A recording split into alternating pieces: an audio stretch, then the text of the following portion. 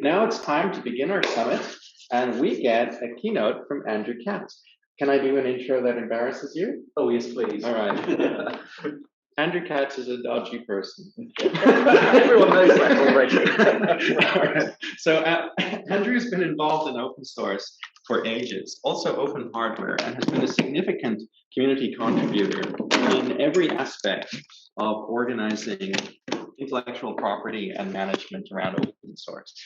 So he's one of the very few people who is an authority to guide us on the strategy behind things like license compliance. So Andrew's kicking off our summit with the opening keynote because we're looking for context, and we're looking for context today with license compliance as the start. So let's talk about open source license compliance and what that really means today. And that'll help inform our discussions throughout the entire event. Super, thank you very much indeed, Shane. That's working, which is a great relief because it wasn't earlier. So the theme of this talk really is whether compliance is something that we would very much like to be a form of science. But the reality is that it's a little woollier than that. And maybe the state we're in at the moment, it should be regarded as being a bit more of an art. Now, the goal for open source software license compliance is to have tooling that magically does everything. And that basically requires a form of, so people see okay? Yeah, I'm just making sure. Yeah, okay, no, that's brilliant. So it's a question about having tooling that really takes away all of the effort that you need and does everything automatically. I'm not going to go through this list here, but this gives you a flavour of the sort of thing that the ideal tooling would be able to do. And there are many strides in that direction, but we're a long way from that finally happening. And there are some good reasons for that, and I'm just going to talk through those a little bit. And likewise, as far as component sources are concerned, we want to make sure that the components that we're using, we have complete verifiable information about those components, their provenance, what the licenses are applicable to them, etc. So this is all pieces of fact, pieces of information, and ideally we should then be able to feed that into the tooling, and the tooling gives us the answers that we want. There are quite a lot of challenges, and probably the major one at the moment is simply the scale of the problem. And many of us around this table will have been taking compliance exercises for many, many years. And when I first started doing this, we were working with spreadsheets that maybe have 10 components, 20 components, 40 components, 50 components, 100 components. And over the past few years, because of technologies like containerization and just the ability to bring in dependencies from other sources, this has multiplied. Now, we've been working with embedded systems that have well over 100,000 components in them. Another problem is that there's still a significant amount of code out there that is difficult for automated systems to be able to determine what the information, the metadata is attached to it. So there's still code out there that isn't using SPDX, for example, that's not doesn't store its metadata in accordance with systems like reuse. So the system is certainly improving. Certainly, it's the case that most new projects start out using these sort of mechanisms correctly, and all the well-known projects are starting to retrofit that. But it's still an issue. We still come across quite a lot of components that don't that are difficult for automated tooling to be able to determine exactly what the licenses are applicable as well. And a third issue is that technology, as it always does, is developing faster than compliance, and the law is developing slower than both. So, one of the issues with containerization is that where are all the components coming from? If you're installing a Docker container onto a system, then that's going to be built using components potentially from any number of different sources. So then that leads into questions like, what is distribution? And where is this? Where are these components being distributed from? And as we all know, the most salient requirements and conditions that attach to open source licenses are those conditions which apply to distribution. So it's key to know who is doing the distributing and when the distributing is happening. And clearly, if you've got orchestration systems like Kubernetes, then that compounds this problem as well, because you can have hundreds of thousands of components being assembled from who knows where. So one of the fundamental questions that the law needs to address is that if you're not distributing to your client, they are installing a system using a Docker, then who is doing the distributing? Is it the software provider who's doing distributing, or is it the organization that is maintaining the repos does the distribution? And that has a big impact on how compliance works. And one issue that we've come across quite frequently is that if an organization is outsourcing their development to a third-party developer, then the third-party developer can claim that they understand open source license compliance, and they can deliver the software to that organization, to their client, and they can provide all of the appropriate compliance materials, etc. So from that perspective, they're compliant. But if at that point, then the organization who is commissioning the outsourced developer, then wants to, for example, incorporate the software into an embedded system and ship that embedded system, then there's a whole other level of compliance. So one of the fundamental things that quite often commissioners of software need to address is to make sure that their outsourced software suppliers are aware of this and are providing the correct compliance materials that are needed to deliver to the end user, not just to their direct customer. And this is precisely where OpenChain comes in, because it is clearly designed to reduce friction in the supply chain. But I think this is something that I've come across this issue on a number of occasions, and it's something that the people commissioning the software are not always aware of. They're assuming that if their outsourced provider gives them the comfort they need to say, we understand open source will provide you with compliance materials, that may not be enough simply to pass them on to their end user. There may be another layer of things such as installation instructions, etc., that maybe need to be added as well. So those are some of the challenges that we have. And I just thought I'd illustrate this with a sort of few real issues. So these sort of delving deep into the Linux kernel, looking at typical builds. This is some of the source that's in there. And if you're trying to collate compliance materials, then you do come up with some quite interesting statements. And the question is, how do we actually address these? So much of this was defined by Alan based on who knows what docs. I don't think it's Alan Cox, maybe. I don't know who the Alan is we're talking about here. But if you're trying to do a sort of deep dive into the IP, little statements like that, lawyers don't like that sort of thing very much. So then there's some other examples here. There's one particular component, so copyright notice that refers to the people that wrote this particular file. It turns out that file no longer exists in the source tree, so how do we find out who they are? Maybe it doesn't matter that much, but this is another situation where, from a legal perspective, you have to think about what the risk is. It's not just a question of blindly removing. Extracting all of the copyright notices and putting them straight into your compliance materials necessarily. I quite like the next one, WPA code stolen from the IPW 2200 driver. I mean, that's probably fine, but the word stolen always makes me feel a little bit uncomfortable there. And pretty much the same thing in the next comment as well. This particular component, well, it's furnished under a license, which is good. We like licenses. Don't know which one it is, but it may be used and copied. That's a step in the right direction. So that's good. And nice little attribution in the next one. Anyone else who helped me on this? That's nice. Yeah, very nice. And then various other people who didn't put their name here. This is just a sort of handful of issues that you get if you do actually spend the time looking through the source tree for Linux kernel. One of the other issues that also comes up from time to time is GPL overreach. And this happens fairly frequently when projects will say we use GPL, GPLv2 in a later version, but then they sort of helpfully, in inverted commas, add a little clarification as to what various things mean.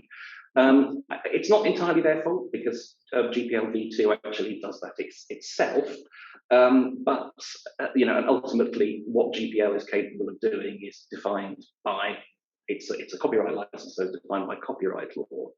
But little statements like this are not particularly helpful because they're trying to redefine what derivative works means. And there's a high probability, certainly in my view, and certainly under English law, this will take it outside the scope of what is possible to be done under copyright law anyway. That it requires, unfortunately, too much thought here. But and there are many examples of sort of helpful little addenda that people have put into their licensing information.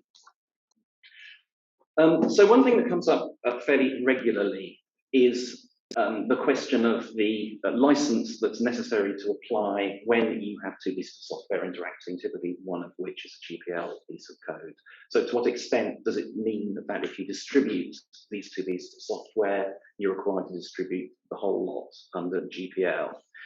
And in an effort to try to sort of sciencify this, take it away from the realm of I think this is probably what we need to do, and try to apply a little bit of process to the thought processes that you sort of apply here. I've tried to systematize this slightly. So there are three questions that I ask. First of all is how closely are those components combined?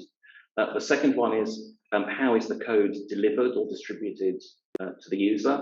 And the third is what sort of interface does that interaction use? So if we delve into these in slightly greater depth.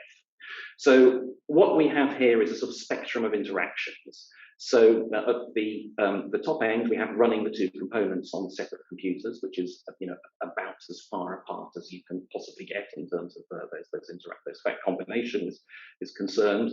And then we're talking about running two components on separate virtual machines, but possibly within the same server, then separate threads or processes. And down at the bottom for G, we have the tightest possible combination, which is essentially copy-pasting some code from one component into another component. So if you look at the combination of these two components, then you can determine somewhere on this list whereabouts they lie. The second question, similarly, is the question about how is the code delivered to the user. And the two components could be delivered separately at separate times, and the download initiated by the end user. And this could be as extreme as the end user decides they have a blank computer, they're going to install a version of Linux on it, and then 3 weeks later they decide that they're going to install a copy of Audacity or something like that. I mean, those are two clearly separate, non-dependent programs designed and operated, installed at different times. And these are typically the sort of questions that you get asked by clients when they're trying to sail close to the wind. You can detect that there's certain aspects of the GPL that they're feeling a little uncomfortable with, so this is when we get these questions about okay, if the end user initiates the download of one particular component, but then there's a script that automates the download of another component, so we're not doing distributing. Are we okay? So this list here is designed to capture all the possible stages in that particular spectrum of essentially how much involvement is there in the user in making a decision as to whether to download that particular piece of software and cause it to interact with the other piece of software. And then the third axis is how do the components communicate. So you can have a situation where they communicate through a command line interface or some form of pre-existing inter-process communication. And that's clearly a pretty remote form of access. And this is the way that typically software will interact with other pieces of software when they're not necessarily designed to be part of the same system. It's extremely modular.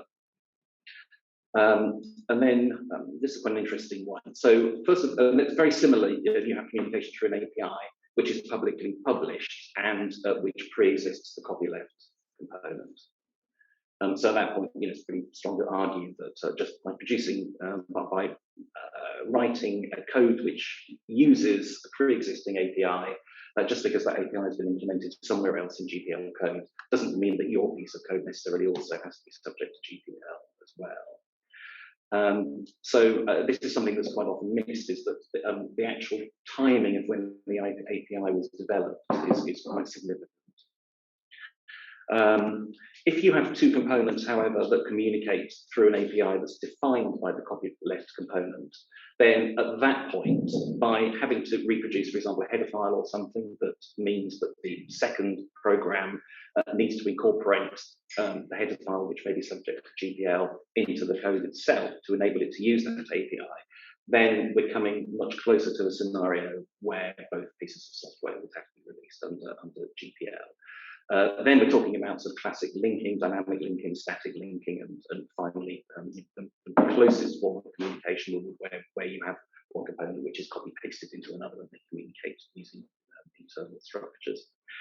So this really just sort of demonstrates the thought process that I go through when people ask me this question about to what extent do I need to consider releasing component B under GPL if it's communicating with component A, which is already a GPL component.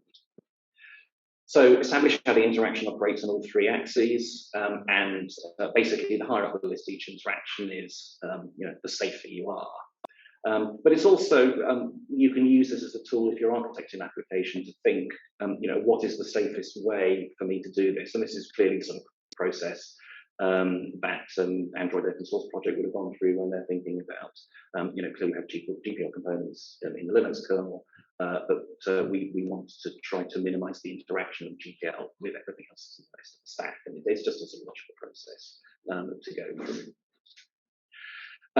And the sort of dirty lawyer secret really is this isn't quite so much. Well, it is. I mean, it's very much about making sure that you are operating on the right side of the law, obviously.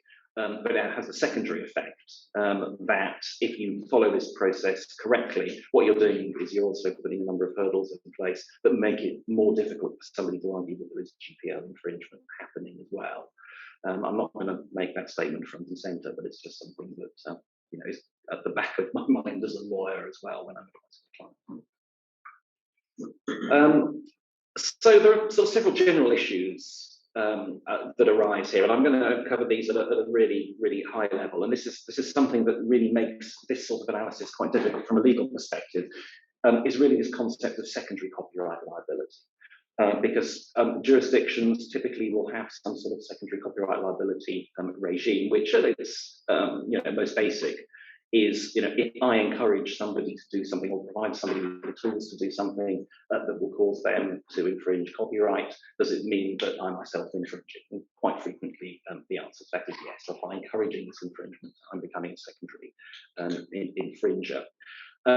This does have some interesting characteristics. I mean, if there are circumstances in which I can persuade something to do something which is entirely lawful for them to do, but because of the increase in scope in secondary liability, particularly in the US through cases like Napster and Rockstar, it's actually possible to fall into a form of infringement even where I'm not doing anything infringing and I'm just encouraging somebody to do something which, if they do it, it's not infringing. But if I was to do it, it can be perceived to be infringing. So that's something to be aware of. And as far as I'm aware, this is not something that has been considered, or at least judicially considered in depth as far as open source software is concerned. But this increase in the scope of secondary liability is something that we do need to be concerned about. This did lead me onto a thought experiment. I mean, I think we're probably all aware that a few years ago, it became public that certain Intel CPUs contained a management engine inside them that ran a version of Linux. And this leads to the interesting situation that, you know, we have millions, if not billions of people around the world running software on computers owned by them. They're completely unaware they're running this software. They're completely unaware the software actually exists. Under the strict liability provisions of copyright laws, which basically mean, you know, you're liable irrespective of what your intention was. You know, could you find yourself liable for copyright infringement of what was going on inside this Intel chip that is sitting on your computer now? There's no suggestion whatsoever that there is anything dubious going on inside these chips, but it's just in terms of the thought experiment. There seems to be a lacuna in the law at the moment that means that something that would sort of patently obviously be unfair, that somebody could potentially be liable for copyright infringement when they were running software that they knew nothing about. And clearly, you know, the reality is that you know, all of us only have the faintest inkling of what software we're actually running at any given time. You know, it's there's an area where the law is very much sort of running a long way behind the reality. So, although there's great work being done in terms of tooling, standards, practice and procedure, etc., a major problem that we have at the moment is that the law is lagging behind the technology. So, where do we go from here? Well, it could still be easier to find the components that we need with the licenses that are applicable to them and be sure that those licenses are the correct licenses for those components. And excellent work's being done by the SPDX project, by Reuse, and even initiatives like the GitHub license chooser that make it much more difficult for you to start a GitHub project without allocating an appropriate license and making life significantly easier as well. And there also needs to be more work done to build on the great work that's been done already to clarify existing license terms for older components. But if you're going to do that, please relicense to the better known licenses and not to FOPEN type licenses. We're also fully aware of projects that have adopted other licenses, typically to avoid problems with their software running in the cloud. So these are not technically open source licenses, and that has created a lot of confusion and difficulties as far as compliance is concerned. There also needs to be steps taken to make licensing information that is available more consistent and more easily accessible. So, you know, if you're using the Maven Central Repository, there's a lot of licensing information in there, but it's quite easy pretty quickly to find that not all of that is completely accurate. But again, the situation, you know, is improving.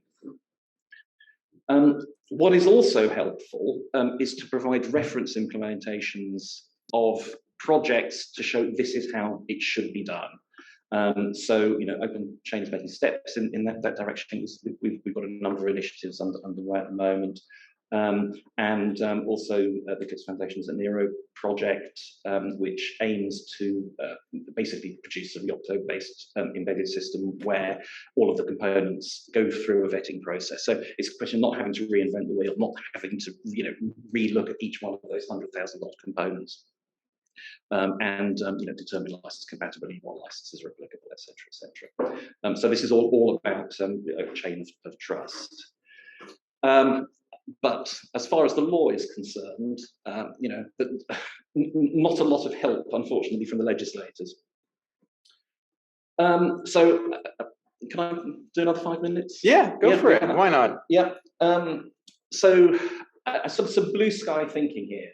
This may turn out to be completely impractical. But it seems at the moment the way that licensing works is that, in theory, this is all highly theoretical. So a developer who comes up with a new project decides what rights they want to grant their users for all possible use cases. Do they want to employ a form of copyleft? Do they want to make sure that they're acknowledged, copyright notices maintained, make sure source code is provided, whatever it happens to be. And then in this wonderful theoretical world, the developer works with legal advisors to select a license and draft a new one. I hope not, but in theory, that's what can happen. And then B comes along and decides they want to use A's code, and they try to read and understand the license, you know, possibly with the help of their legal department. Then B uses the code. Hopefully, they use it correctly, there's no particular problems. But if A thinks that B is infringing, then you get an argument involving lawyers, and ultimately you get a judge who decides who's right. In practice, so developer A decides to write some software and wants to open source it, and then they will typically pick an existing license which seems to do most of what they want. For most use cases, no license is going to be perfect, and they may involve the legal department with that as well. So B comes along and decides they want to use that code, and they use it in a way which is generally understood as acceptable. And we have industry norms as to what the effect of some licenses is, and these are quite often surprisingly diverge from what the license actually says once you read it. Some interesting stuff in GPL, but I'll talk about that later if you want. And then B uses the code. If A thinks that B is infringing, then we get the argument involving lawyers. And a judge who probably doesn't know anything about open source software ultimately decides who's right. So it's a very non-deterministic process. There's an awful lot going on in here, where the result could be not as anyone, either of the individuals or indeed the industry at large, would like. I mean, the reality is that a developer, should have a pretty good idea of what permissions they want attached to their code and what outcome they want for certain code combinations. And when they're thinking of, do they want AGPL? Do they want GPL? Do they want a sort of more of a sort of library compatible weak copyleft type license, or are they just happy to let anyone use their code incorporated into proprietary code, whatever? And developers I've spoken to will speak very articulately in terms of what they want to happen to their code and what is driving their thought processes in this direction. And then you have to sort of retrofit that in practice an existing license, because nobody really wants anyone to draft a new license. And the trouble is that clarity is destroyed because it's getting translated from what the developer wants into some sort of legal text, and then that legal text is interpreted differently from jurisdiction to jurisdiction. The ultimate arbiter is a judge who's astonishingly non-deterministic individual. You have no idea what they're going to come up with in terms of their judgment. And again, because they know nothing about free and open source software, that's going to compound the problem as well. So maybe there is a solution. This is real blue sky thinking, and I have no idea how we're going to get to there from here.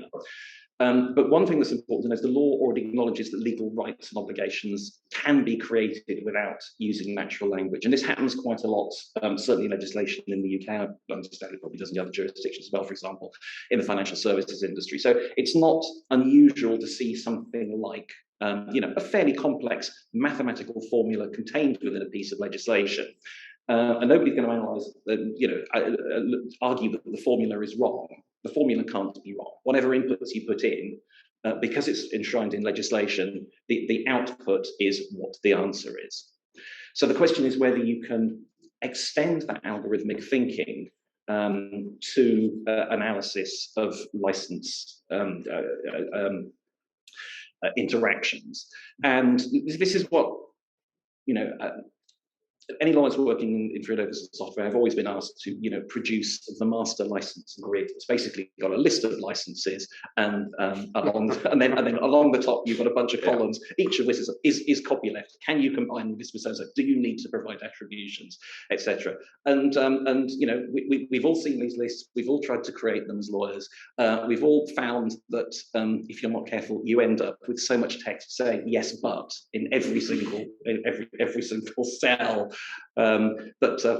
Is it possible to algorithmize the whole thing from the perspective of the license texts that we have at the moment? I think the answer is no, not really. Even though a lot of the compliance tools, and especially proprietary ones, do try to incorporate these sort of algorithms in there. So they're okay to an extent, but only to an extent.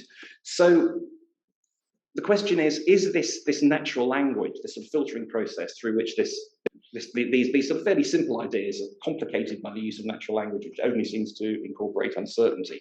Can that natural language aspect wither away? And can we come up with a set of criteria that the developers would be happy to just look at a list of boxes, maybe not very many, maybe 10 boxes or something. They could say yes, yes, no, no, no, no, yes, yes. So what they want to happen to their code. And then that's purely just fed into an algorithm. And okay, we can have an explanation of what the algorithm does, but the algorithm is the code, basically. The answer, even if it comes up on occasion, and you want to minimize the number of occasions that it comes up with the unwanted answer, then whatever license anyone chooses, people are always going to accept that there will be use cases where it's the outcome is not ideal for them. So this is a question of actually sort of knowing what the margin of error is beforehand, knowing those circumstances that aren't going to work, what the percentage of that happening in reality is already, and sort of and guarding against them at the first stage. So the problem should be identified on the input rather than the output. And then that at least means that you have a deterministic solution to at least part of the problem. And it would make writing tooling so much more straightforward, if such a license were to exist. So, I mean, the fundamental questions we have is, I mean, it's got to provide consistent and reproducible results, and it's got to have some sort of mechanism for being updated as far as practice evolves. And then we get into the question of, which body is responsible for that? What is the governance around that, et cetera, et cetera. I'm not going to try and answer that question here. So we do have challenges. The law is bound to rear its ugly head. I mean, how do we deal with questions of fair use, fair dealing? Are we not sort of heading into sort of Lessigian territory where we're substituting far too much rigid code with a law which, at least in theory, does have a degree of flexibility to it? And from a governance perspective, how do we deal with bad actors who are manipulating either the governance process or the algorithm itself? And probably most difficult is, how do we go about transitioning existing code into an algorithmic license? So, I mean, that's just an open question. We know how difficult it is to relicense projects. This is probably going to be significantly more difficult than that. So, in conclusion, I mean, compliance is getting more complex, simply because the number of components involved is increasing as well. And new technologies like containerization are not helping that particular issue. We know that compliance has to be automated, but there is great progress both in terms of the automation technology and also the initiatives and standardization that goes around making this more straightforward. So, that's definitely good news there. I think compliance is still an art rather than a science to a large degree. But I think the key thing to remember is the essence of open source, is and always has been about reducing friction. At the moment, compliance still has a degree of friction within it. The law is one of those aspects that is causing a problem. So one of the aspects that really hasn't been looked at specifically is the licensing process itself. And maybe we could benefit by thinking about that slightly more deeply. Right, thank you very much indeed. I think that's all I have to say. That's brilliant. I have one question, and this goes to law is code or law becomes code. Lessig's ideas went a bit silent in the last few years. Is that because that the inherent concept of code will replace law failed, or just that the Creative Commons approach reached a natural organic endpoint for what it was doing? And I know that's a leading question because you just said law could be code again. Okay, this is a very personal view. I mean, first of all, I think Lessig, who I have an awful lot of respect for, he did disappear off with his tail between his legs for a little while because he decided that his ideas of codification, fixing things, he decided he was going to basically fix the whole US Constitution. Yes. And I haven't really heard from him very much since he was doing that. I mean, I think the idea of code as code, code as law, East Coast and West Coast, is an incredibly powerful tool for thinking, and it's very attractive to try to automate processes which sort of ultimately rely on the law. So that's why I'm sort of quite wary about if we're going to approach something like this. We really constantly have to be aware of these sort of two issues. And the other, because the one factor that people tend not to think about is, intellectual property rights do expire eventually. Well, copyright anyway does expire eventually, and there will come a point at which things will genuinely enter the public domain, but we just assume that they never will. That's a good point.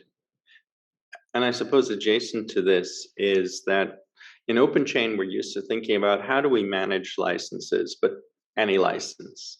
But once you go down that stack and you start thinking what licenses are optimal, we haven't really had that discussion in years, right? We're 15 years out from the last time the industry discussed it, and everything has changed. Yeah, exactly. And a lot of the old challenges that you'll remember that we've all had sort of endless conversations about sort of linking, static and dynamic linking. No. And I think those particular, we feel more comfortable with that as a concept now. But I think the real challenges that we have are things like containerization. And the question is who is doing the distributing, and there are tools that will enable people to install software by basically sort of creating a orchestration engine on their server, create a whole Kubernetes cluster or whatever. The answer to the compliance questions which are created by those, is still fairly elusive. So what's your view on the role of alternate dispute resolution in this matrix? Say that we were to introduce the mandatory arbitration, would remove the judge from the filter. Yeah, that's a really good question. And I mean, I'm not sort of being blanket rude about all judges. I mean, there are an increasing number of judges who do actually understand open source. In general, I'm a great fan of alternative dispute resolution. I mean, the slight issue that it has, it's a very effective way of dealing with a party-on-party problem. The advantage as between parties is that the outcome is quite likely not to be made public. There will be it's more difficult in the world of open source, but the outcome will not be made public. So it can be a very rapid solution to what is essentially a business problem. What it doesn't do is necessarily mean that then becomes information that is available to the open source community at large. It doesn't sort of set a precedent in a broader sense. So there are these sort of two slight tensions there. So I'm very much in favour of it in general, but I think with that caveat that maybe it doesn't sort of progress the industry understanding particularly, it could be slightly problematic. This is a side question again, but most of the open source licenses, and I say most because not all anymore, have been English language based, and the majority have been out of the US, a common law jurisdiction. But common law is an absolute minority approach to law in the world, right? So we're civil law mostly. And we're beginning to see licenses in languages like simplified Chinese, so the Mulan family of licenses. Do you think that we might see this innovation occurring in, let's say, emerging leadership geographies of open source as opposed to the previous past? In other words, instead of America, we'll see it happen in China, or we'll see it happen in India.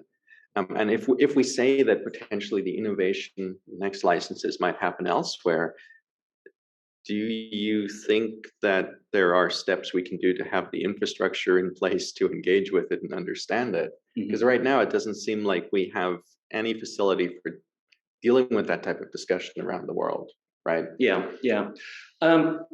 That's a really, really incisive and important point.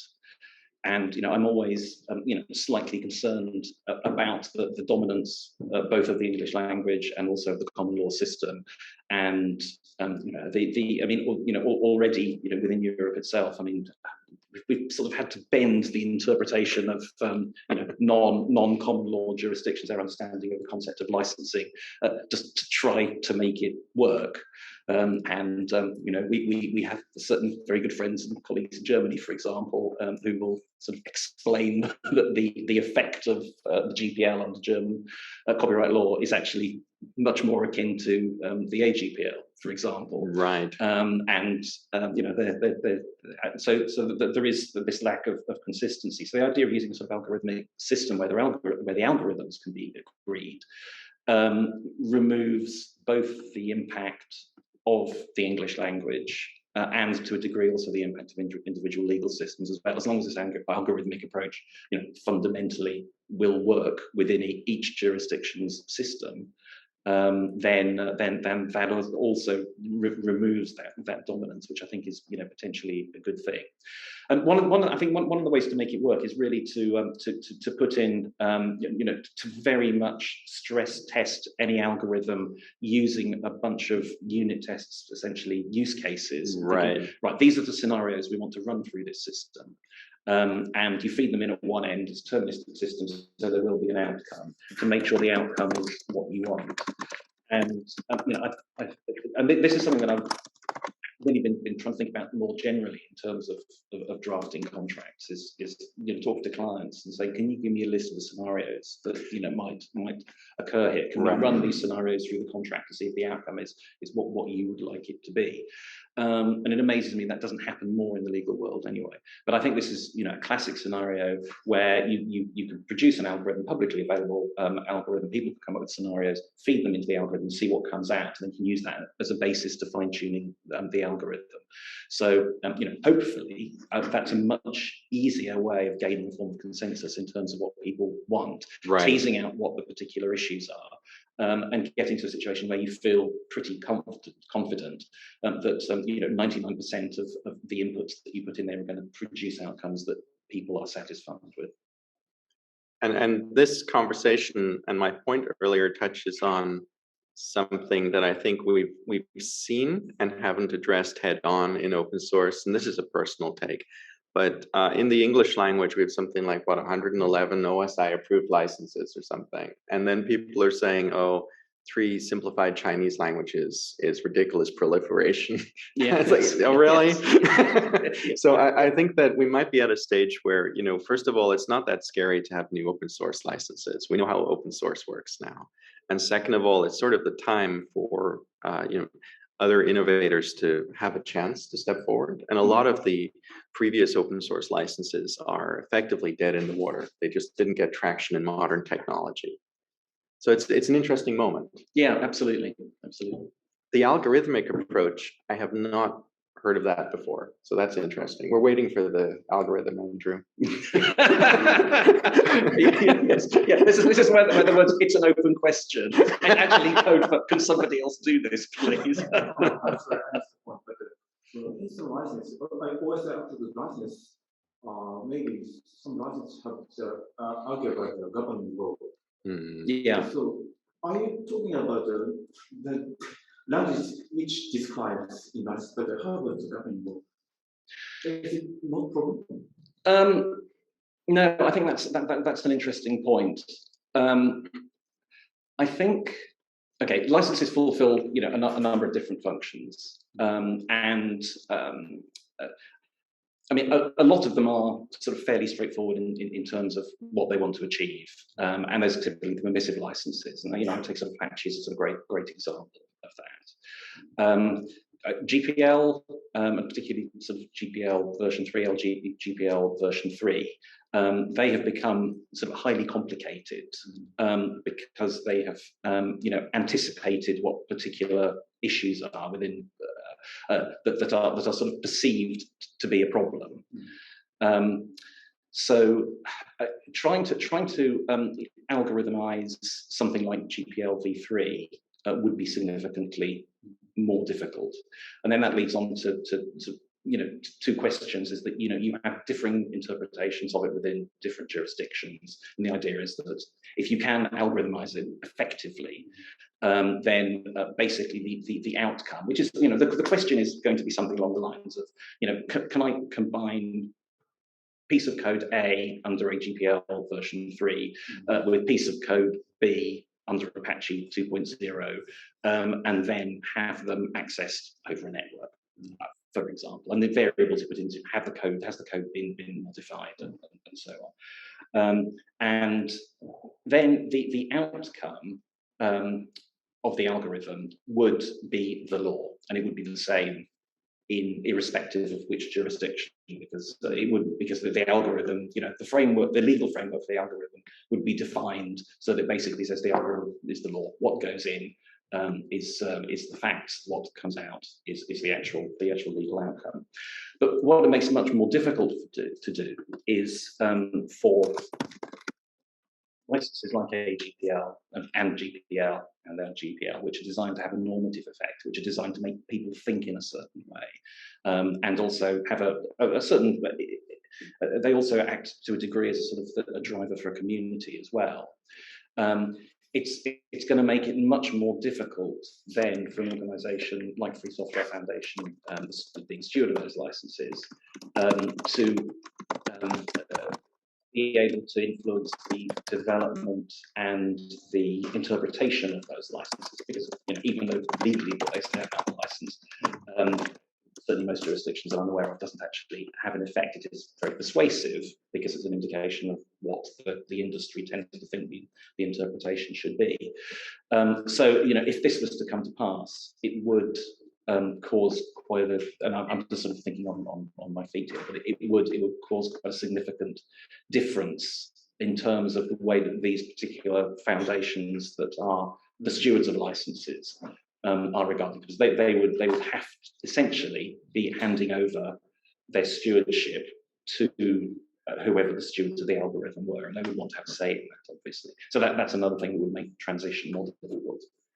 I think that particular point that you just raised, that's the one that stands out to me as the thorniest one to algorithmize. Yeah. It is now, as of 35 seconds ago. Yeah.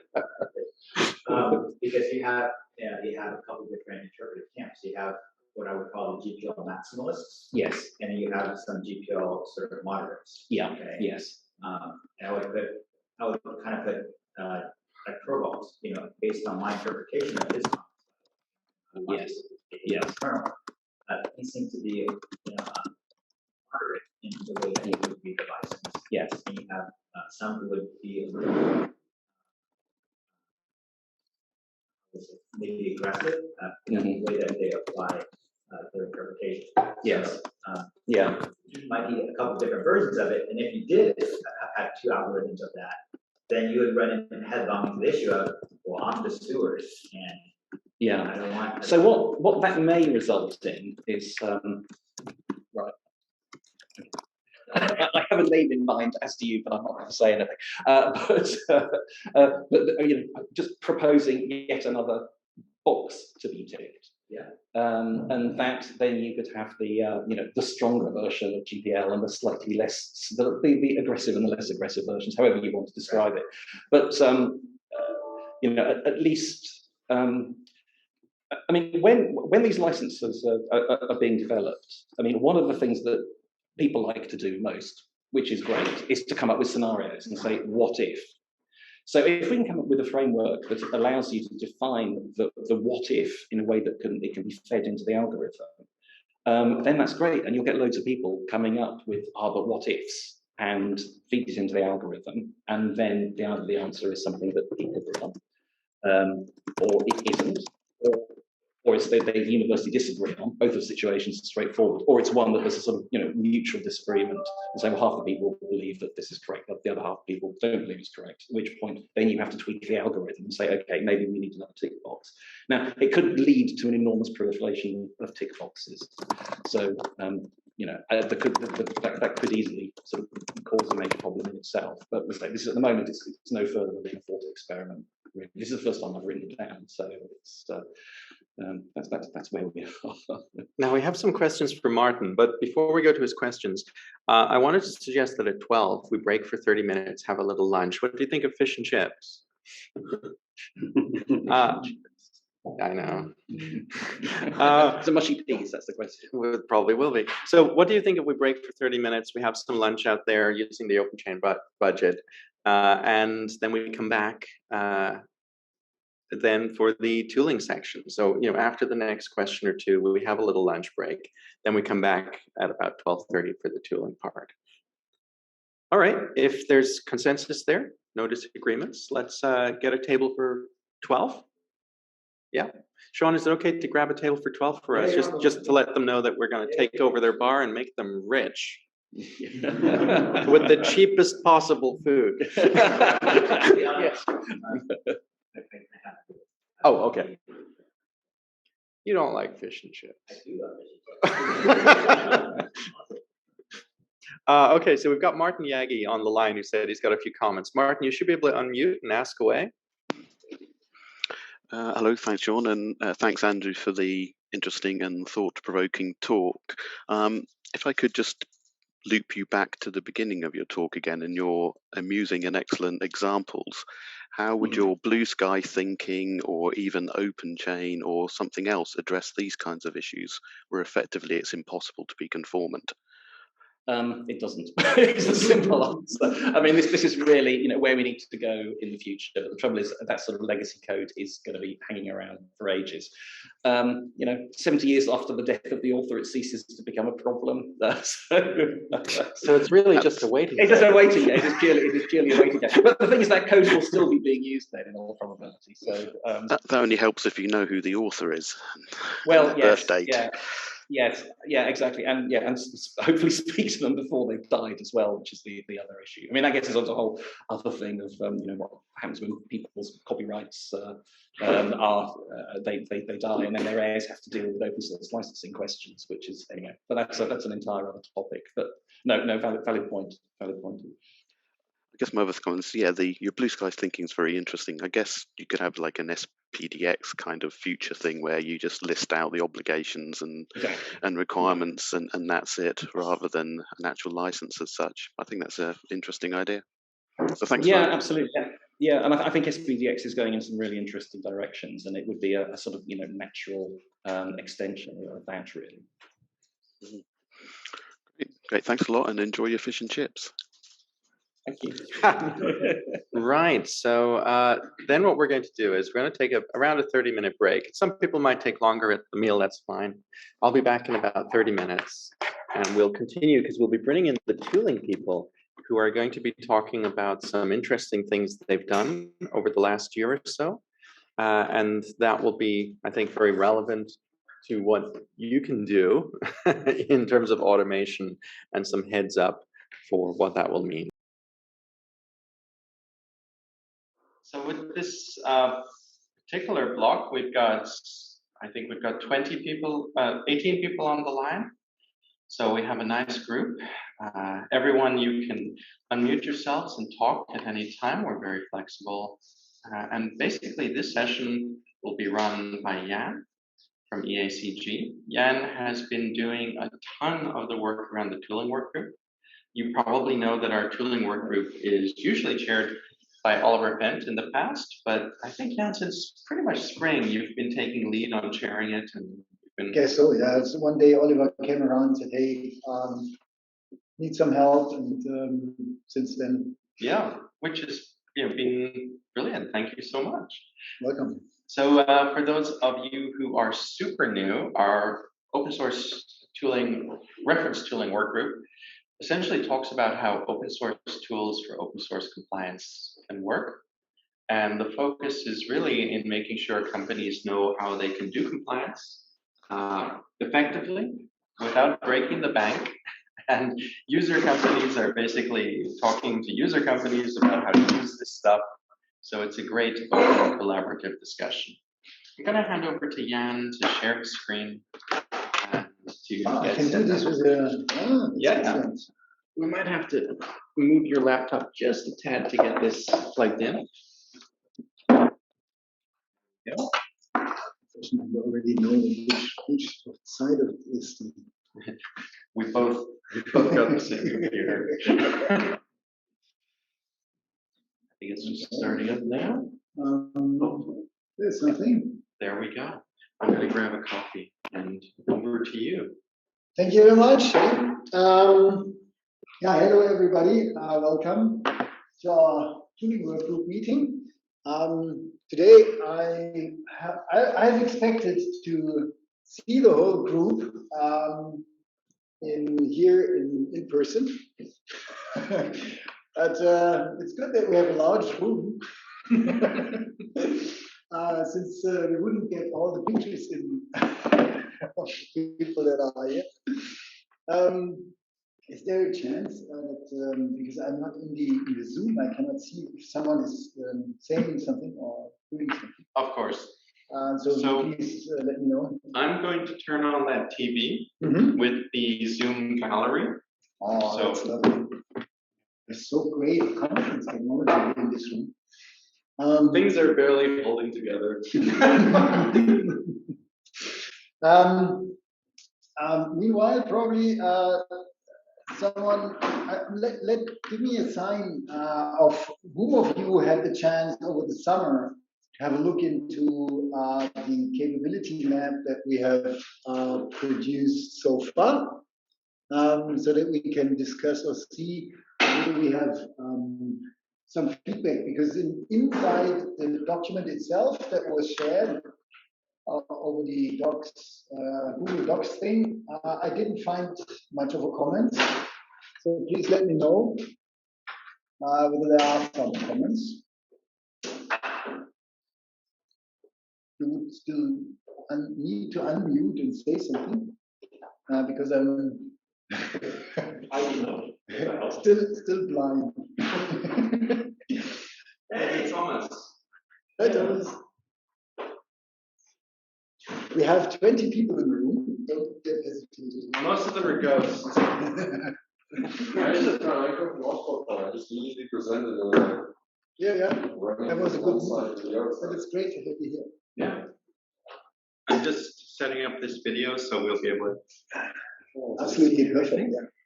We have full interaction. Okay. Yes, you have some food. I have lunch. Lunch or breakfast. Would you have cookies? We have cookies and there's meant to be coffee. I'm just wondering where the coffee is. No, it's gone. Which maybe option HTML2. We can only get it, right? Oh, we'll get it back. Maybe.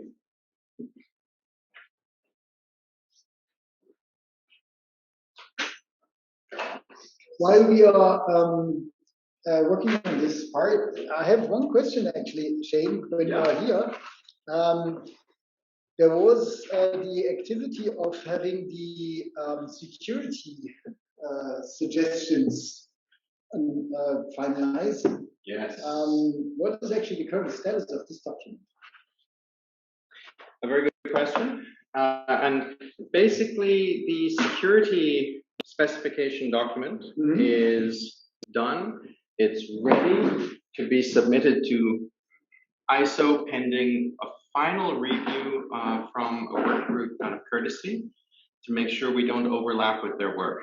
So the short story is that the OpenChain project will probably have a sister standard going through ISO. We currently have an ISO standard for license compliance, and we will probably have a sister standard for security.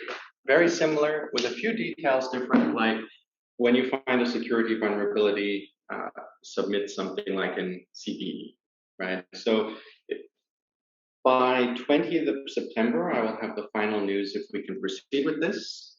And if so, we'll probably have a new ISO standard in late June 2023. Oh, wow. Yeah. Now, before, let's say on 20th September, if there's no blocking to putting it through the ISO process, at that point, we'll probably publish it as a de facto standard officially. You know, in other words, we'll put it on the website, say we have a security spec, plus we've submitted this to ISO. And we'll have a questionnaire for meeting this de facto spec.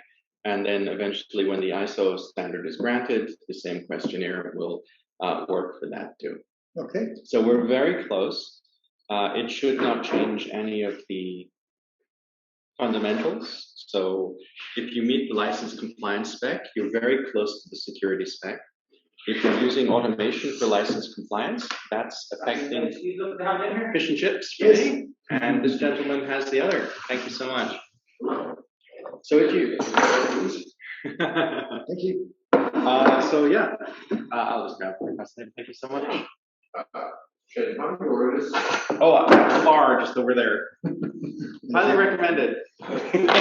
Just say you're with the OpenChain group because it's on my tab. Now, Thank there you. you go. Enjoy, gents. You'll find us in the bar. She goes straight, and everyone's on the right. There's a group of 10 or 11. Okay, so yeah, if you meet the license compliance spec, if you're using tooling for that, your tooling is probably doing exactly what you need to meet the ISO standard for security in the future, right? Inbound identification, internal monitoring, and outbound. The only differences you face are what you do with that identified information. So, you know, do you cross-check it against CVEs? Yeah. And do you report those CVEs? Exactly, and I think that's a really big gain because then people have actually one chain or understand that there's one chain that they can follow up or cover both activities with. Yeah. So let me come back. I have now full visibility of the audience. That's great. And let me pass the question again to the audience. Probably you have some questions or thoughts that you want to add to the document so far that we should evaluate. And I would like to collect these ideas. Now, at the moment, we're probably viewing the screen. If you're wondering why his screen is small, you will see that there's a video showing it. And you can make that video larger on your screen by just choosing the speaker view, in case you're saying, how do I see the slides? I can even try to enlarge it. Order the waitress, I'm hoping I'm getting it. I think it's the same way as yours. This is a camembert and fish and chips. Yeah, so she had it on order. Okay, let me check. Carsten, are you there? Check. Good. It works. Robert, are you there? Check. Cool. So cool. Thank you for confirming that it works in general. So then I can assume that if I don't receive any questions for now, that everybody is happy and aligned with what we have put together so far. I do have one question, but I know. Overruled. Oh, okay. I have no question. No. Okay, so this model seems very clear, actually, and previous capability mapping and so on seemed quite complex. So this looks really simple. Well, I mean, ish. The word simple in this context is, I think, but yeah. It seems good. And you made a note that it excludes security and export control, but honestly, it looks like fundamentally it will be a very small step to security or export control. Absolutely. I think the extension here is very simply done. We can just add one more capability or two more, and it will be possible. Probably something that you can add on top where you have the package metadata repository, so you could add it in there. So there we have licensed copyright and authors, and if you were just doing security, you might throw that out and just have vulnerabilities. For example. Yeah. Exactly. Or you can have additional purposes. But this was our working assumption for the whole period, so that we were not really focusing on the additional topics for vulnerability. I would suggest you would just follow the idea that with the standard that you have proposing, that we then, when we agree on this, that we then also have a second session, that on a second stream that is then reviewing this, because I guess we will have certain other aspects that might extend a little bit. For example, in the approval, I would have an additional approval information. Probably something where to publish vulnerabilities information and so on. Some alert functions that should be added.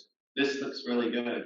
And perhaps we should start advertising this quite strongly across the global OpenChain community soon. Yeah, given that there's consensus appearing. I think most people don't have anything like this map ready. Yeah. It's great. And I think, and this is one of the most important parts that the group has done, it's not only the boxes with some arrows, it has a clear description of everything.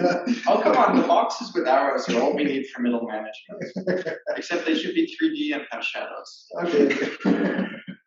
You will add the shadows. But in the course of the next days and or next sessions, we would want to define a sort of, we have numbered these arrows here. And we have numbered them because we want to use them in our next working session to define the minimum set of data or fields that need to be transferred between these areas. And then I could assume that whenever a tool is saying I'm a compliant package crawler, you can expect me to at least get this as a minimum. Yeah, if people are adding things, then they can add things. That should be the point. That's a really good point, and therefore we might end up with a situation where tooling is perfectly replaceable for the baseline. That was the plan. Yeah, that's really missing in the market. You know, especially if you look at the proprietary market, a lot of the tools are not apparently trying to have a baseline that works across them for some reason. I know, right? Yeah, exactly. That's right, and that's the idea. And yeah, but there's also a little bit of information or a little bit of arrows are missing. Yeah. Because there's, as you see, there's audit log in the bottom and reporting and analytics, and those capabilities are cross capabilities, so that it makes it more challenging to add the arrows there, but therefore they will be more general arrows. Right? So what is the input and what's the output? Yeah. Carsten, because you are there, and I know that you can hear me and I can hear you. What is your? Could you please reflect? What have you so far understood or heard from the model? Have you been part continuously of the session? And what would be your first two questions that you have when you look into it? Yeah, okay. So I was occasionally in the live rounds, yes. I, let's say, from time to time in certain intervals, looked at the videos that you recorded. So I think I'm fairly online with the developments and activities there. However, not having the opportunity myself to contribute much. Yeah, I think in general it gives a good overview about the whole landscape of what is required to provide a full automated pipeline. And I know that people in the are around in the open source community have all parts of it. I'm still looking forward to see everything integrated seamlessly. I don't know, this maybe I don't know how far you are in that respect, to be honest, or how far away you are from that vision. Yeah, so that would interest me.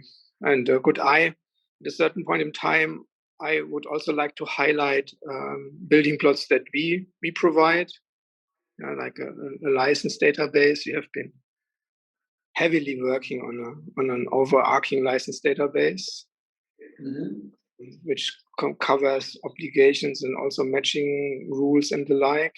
Yeah, so I think at this point in time, I would like to share this information and to see whether this helps in getting things automated or automized.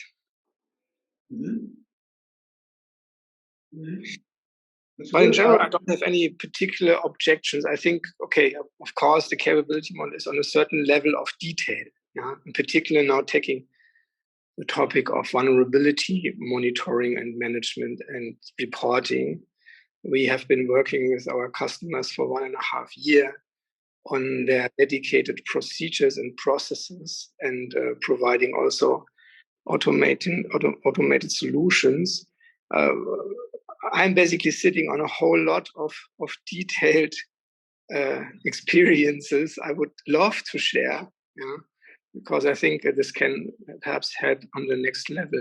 So also including how do you effectively assess vulnerabilities? How do you convey your results? How does this result end up in reports and the like? This is, I think, quite some challenge. Carsten, if I may ask a question, you mentioned compliance databases, and if I understood correctly, you were talking about how maybe we could share compliance database information. This is a topic that comes back again and again, but we never seem to make super progress on it. Yeah, so I'm also sitting in the SPDX round, also in the legal team reviewing licenses, also on a low contribution level, to be honest, and also in the tech team and also in the defects team of SPDX. So I'm monitoring all of that and contributing where I see fit. That's really good. And Thomas mentioned you might have something too. You're building the database. Regarding the license database, I'm arguing with the SPDX folks for some time to basically introduce concept like namespaces so that we can connect like a semantic web concept on all the license data that is available out there. We do this with our resources that we have. We have a concept called the Meta Effect Universe. You can see it on GitHub and on our webpage, where we basically incorporated licenses from our daily business, from scan code, from SPDX, from OSI. We recently integrated approval status from the Open Code repository, which is fairly fresh here in Germany, which is a repository for the German administration, basically trying to convey overarching information for licenses and linking identifiers to each other, so mappings and the like. And so if you're interested. And behind the scenes, there's a whole lot of more. So we model licenses for matching. We have different layers of license identifications and resolving. So the idea, again, is always fully automated compliance setup, which you don't have to do much more in the end to come to a compliance artifact. Carsten, could you summarize that in an email and send that to the OpenChain mailing list? All the things that sure, and do that. Because then I can apply the things that we're doing, at least on the side, so we can have a conversation on the mailing list. It would be amazing if we could begin to communicate and build this stuff further. I think the market is really ready. So many companies are not in a good place for introducing tooling. They're just getting started. So the more we can do with helping them and saying, oh, here's how the databases are approached, or here's a database, the better the supply chain. I mean, what you have in mind is, if I got you right, is a license database, am I right? Essentially a compliance database, so the tools can just use that to get started. Would be great. I think we have a couple of also other interesting developments. I'm following closely the OpenSSF initiative, and it's absolutely gorgeous what these guys are mobilizing. And well, to be fair, they have $11 million. I know, but that's still. Don't plan for $100+ million extra. They do. They want another 111. I mean, it's absolutely interesting to see what they did, and they have. I think they have one very strong initiative that might also be very of interest for the compliance part, and this is the SIG store. SIG store for it's actually like let's encrypt for certificates, right? So not for communication, but for signing, so they want to be provide a CA that can be used whenever you subscribe or whenever you publish a package to a package manager, that the contents of this will be properly defined and will be actually kind of a digital signature that this is what it is. And then whenever you download it, you can get this signature and then verify the signature and the contents with the corresponding source code. So that you really get the SPDX, for example, that is then associated with this particular commit. And from my point of view, this is a missing piece in the software ecosystem. There's currently already an implementation available for Python. And some others have been added. You have to look for these at the SIG-Store part. But it's not that we can expect all ecosystems to accept this by tomorrow. Right. And even then, it will only be available for those packages that will be committed. But it's something that everybody who is actually publishing software should take into consideration, because even if you are not capable of following up the complete chain of products, you can at least do it or assign those things where you have done the compliance, so that your part is then at least resolvable. Yeah? And this is a very important development that I think we should also consider as a relevant part of any kind of tool chain that we are configuring. Yeah, I was thinking of using signed add-ons. Absolutely. So Yes, and, that's the and plan. traceability and artifacts. Yeah. And maybe we can say, you know, projects like SIG-Store are effectively sister projects of OpenChain. It's just natural that we approach them to get solutions and we work together. And if we replicate similar work, we'll just share our learning and so on. Mm-hmm. So yeah. Yeah, so we might update the picture to have like maybe say provenance tooling as a high level box. I like the phrasing. I think across the board again, like everything. Just bring out the single piece of the other one. So. Oh my God. Right. I think you did a clever job. You already have eaten and still did not miss the session. Have you stopped it? Yes. Yes. Yeah. Right. So I missed out. No, yeah, well, we just agreed on this part here. Have you been part of the tuning workgroup last week? No. No. Okay. Then I will give you jump into the picture probably later. Okay. So having that all said, I would suggest that we use this version 1.5.5 as a first final, yeah, or as the final for now, and then we'll probably later come up with a version 2 in case we are identifying more things to come when we are discussing the transitions. Carsten, if you like, we are in this presentation, and it's also in the GitHub share, we already have a couple of tools being included. If you want, just take a slide and map the capabilities of those tooling that you have added or you are providing here as well.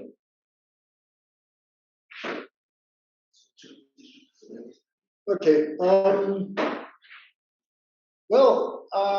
Then I would suggest the following. If we have worked on this picture, and we have this list with the numbers, and I would suggest the working mode that people are now, everyone is picking a number and making a working suggestion. Chain, could you please? It's pretty low. So I would suggest that everybody in the room picks one of the numbers, and the audio has dropped, as far as I can tell. Okay, how about now? It should be back, right? Very good. Right, sorry. Vaishali, can you ask the question? You're on speaker and we're ready to answer. Yeah, we cannot see the model on the screen, and if possible, if you could please make it available to us also who are joining from different places. So the video feed should be showing the slide to you. There's a video running. It's showing us the agenda.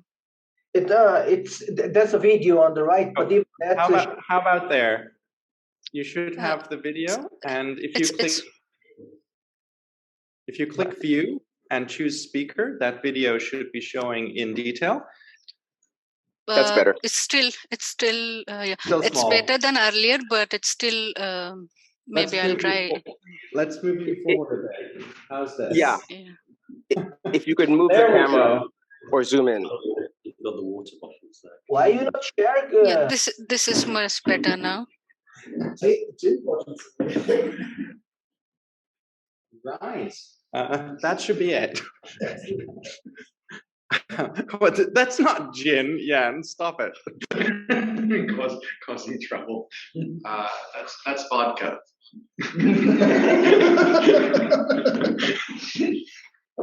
So, is it possible for you to see it now? It's also available online, actually. It's on Google Docs, and it's also in our repository. Okay. Yeah, so this document should be available. No, I can't see it here. If we can put the link into the chat. If someone can put the link into the chat, it would be great. Yeah, so thank you. Thank you. Thank you very much. Thanks. No, thank you for flagging that. We didn't know that the screen was so small for you, so I'm glad it's working better now. Yeah. Also, if you go into presenter mode, the slide will occupy the full screen, and that might get more real estate on the page. I'm not familiar with this Google Docs thing. Is there? It should be up at the right where it says. I have here something that's called Dia Show, but it doesn't. It's not allowing you to do it. So not allowed. Okay. Dia Show is starting. It looks like this might be the best we can do at the moment, guys. I'm sorry, but I can't. It's okay. Thank you. Do you have the link to the slides that you could share? I don't have it to hand. Me neither. Okay. It's been sent quite a while ago. I can probably copy this and then. Oh yeah, that'll work. You can put that URL. Excellent idea. Thank you. Did you receive it? Oh, I got it. All right, I'm just putting the link into the chat so everyone can open the slides on their computers and off you go. Okay. We have now 20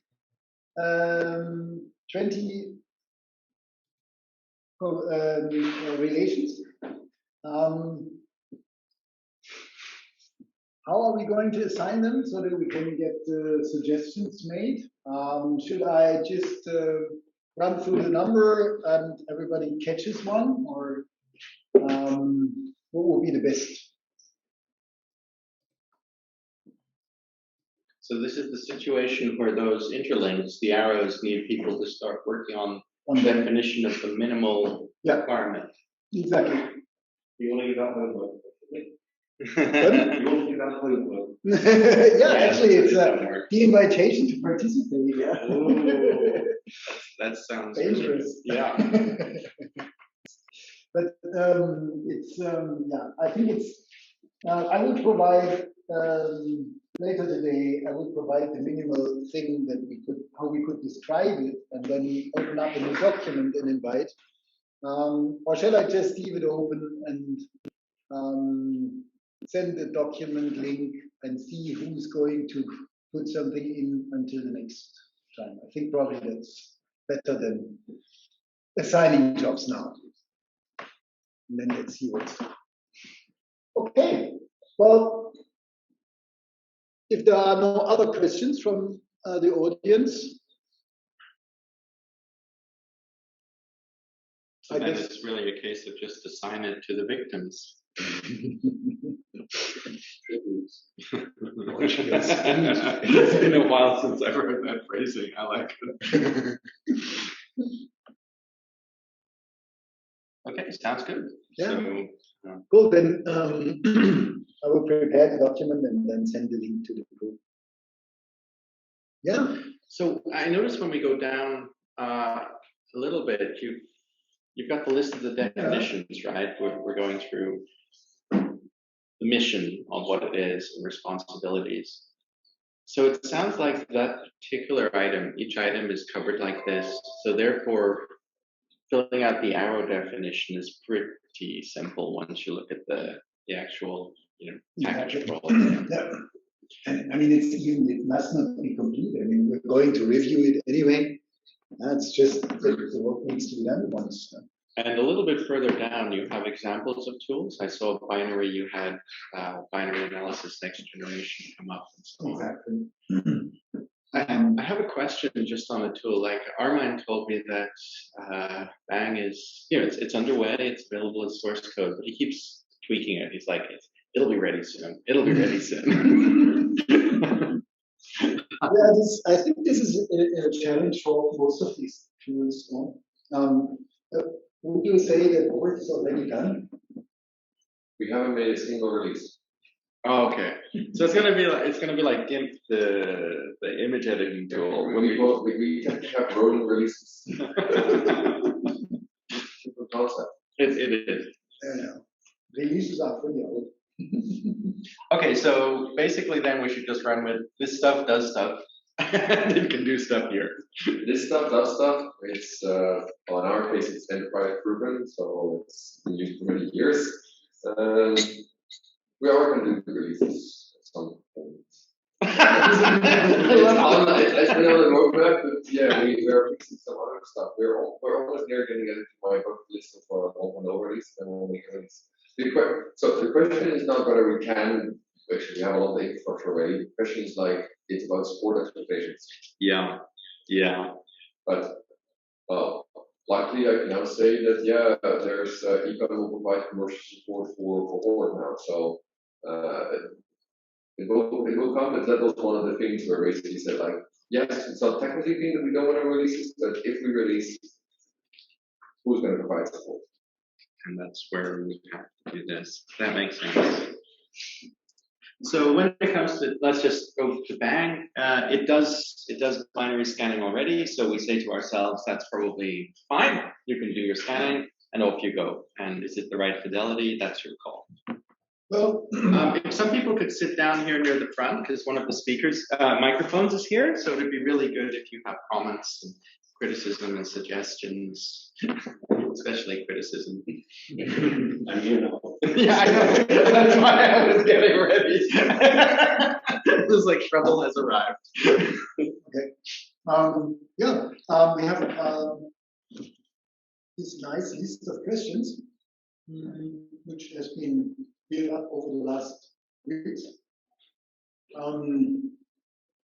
And probably this is also something that we can put on the agenda. But I think some of them need a bit of preparation. That's why I would not want to jump into them, especially things like what constitutes a policy. I think if we have this on the agenda, it's better to prepare for this a little bit, because it can be, as it sounds so simple, it can be so complex. This is a very good point, because we have this policy document for license compliance policy. And this open source policy document is modular. It was made by Andrew Katz, who was present until recently. And I'm just going to show that to back up what you said and to show to people, I'm going to pull it out, it'll just take a moment, to show to people that we can definitely do this stuff, but it can take a while to make it as useful as possible. And bear with me about 20 seconds and I'll have a policy template.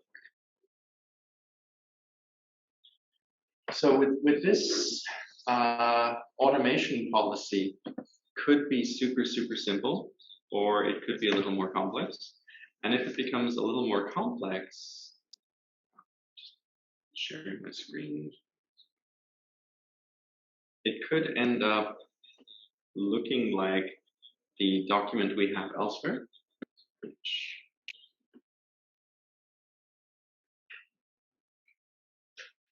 here. So the document that I'm sharing, it should be showing, hopefully with the share, it should be showing a spreadsheet.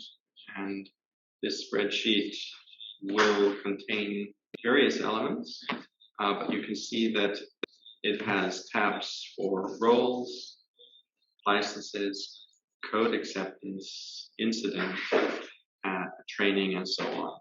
And it has different suggestions for how you could build a policy depending on what you need. Okay, so this document is designed to allow any company of any size build any policy sophistication. On the other hand, you could have something really, really simple. But as Jan said, having a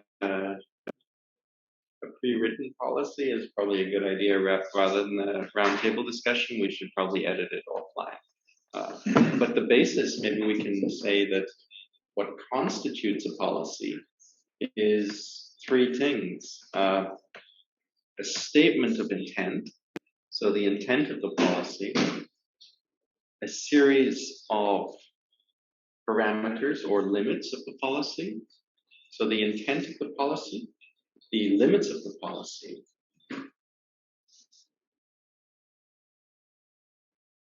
and then finally maybe the ownership of the policy. So essentially, who has the ownership to maintain the policy and make sure it's current, right? So it could be like statement of intent is to ensure that we use tooling effectively. The limits on this are the tooling is only for open source license compliance for software that is distributed, and ownership is with Office of CTO. I think the interpretation here, that's absolutely right what we're saying, and I think for each living document it's absolutely essential to have this. But as far as I remember, this came from the idea when we want to enforce policies, because we have policy enforcement as a technical capability defined. Then it makes sense to have also a definition of what is actually how does it constitute, so that we can actually later on enforce it. Yes. And it was, I think, what was bringing behind. But I leave this here because, from my point of view, this is also absolutely relevant, because whenever we take out some sort of document or when we produce it, it's absolutely essential to have this included. So when it comes to these, say, technical policies and the rules inside or implemented as part of the technical policy, does anyone have any example of that? Yes. Our project is actually going to publish the full policies. This is quite convenient. We just basically need to keep taking stuff off Thomas and we're done. We're completely open source again. So we're open source again. The tools are already open source. We're not giving data open source, and also the policy. Everything you need as an OSPO is our market to basically start with compliance. So in this sense, it sounds like for the automation, the context of how to have data in the automation, the context of how to build policy, all of this sort of information is either already there or being prepared for release. So anyone starting an OSPO now basically should, well, chat with you. So I know making an automated policy is actually very, really complicated, because there are some base rules that are relatively straightforward, and we're trying to make more of those helper functions to make it easier to write rules. So you look at when you write rules, but trust me that basically I've done this now for 7+ years. There are so many things happening in your organization. You're actually in here. I was updating my post rules a minimum twice per week. Minimum. Oh wow. Because there is a new build tool that is out, or there's something changed. If you want to automate, you continuously are looking at how to automate further. There's also another disease. But probably this is one very relevant aspect that should be taken into consideration whenever it comes to policy. that a policy can also, or should probably be something that is fairly stable. It's a difference between a policy and an enforcement rule that is then project specifically enforcing particular reviews of things. No. It's not really. Yeah, there are things that are project specific. The thing is, when you start automating the level that you're automating, basically you have to move with with changes in your organization. You have to move with changes in the open source community. You have to move with changes in the build tools. And that requires basically tweakings and enhancement. And also, once you start automating, the better you get, the more you learn that basically like, oh, what rules work, what don't work. For me, I'm using the policy to shape my risk profile. And at the beginning, you'll be like, oh, I'm just going to have very simple rules, but over time, you just realize it's not one size fits all. So you start carving up, okay, if we're doing this and this in context. So the way how rules work in boards is basically you can write like the okay, not okay, on the code context, the license context, the product context, the delivery context, and the security context. And as you move as an organization, you learn that you want to have multiple levels of compliance. Multiple levels of compliance you enable by writing multiple policies. So depending on what you're doing, so that's what I say. At a high level from the thinking of the policies, the basic rules of policy, that's actually quite stable. And that's really in our case also a written Word document that they say this is how we generally think about it. But the actual implementation and automation, that is continuously a moving and growing thing, which kind of some people find kind of scary because it's like, oh, it needs to be stable. But then you're like, hang on, this is just like any other software development. The software changes, ergo, the policy should change with the software. Again, ideally, you don't want to have continuous update, but the scary thing that I learned is that people are very wary of now having an agile policy that continuously changes. Like, oh, you can't change the policy all the time. But we have to change the policy because this new team came on board, they're doing something different, so I'm updating my policies to add new rules for this specific team. And not forgetting inaccuracy in the beginning, right? Yeah. So you get a lot of irrelevant positives that your teams fight with a lot of, because your policy is just inaccurate. And you can refine it so you get in this iterative mode where you're continuously iterating on your policy, continuously improving it.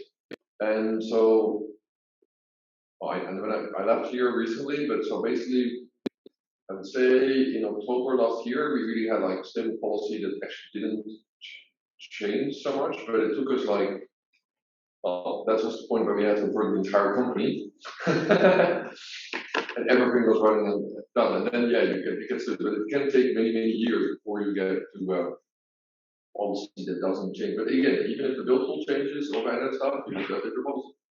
It's like this.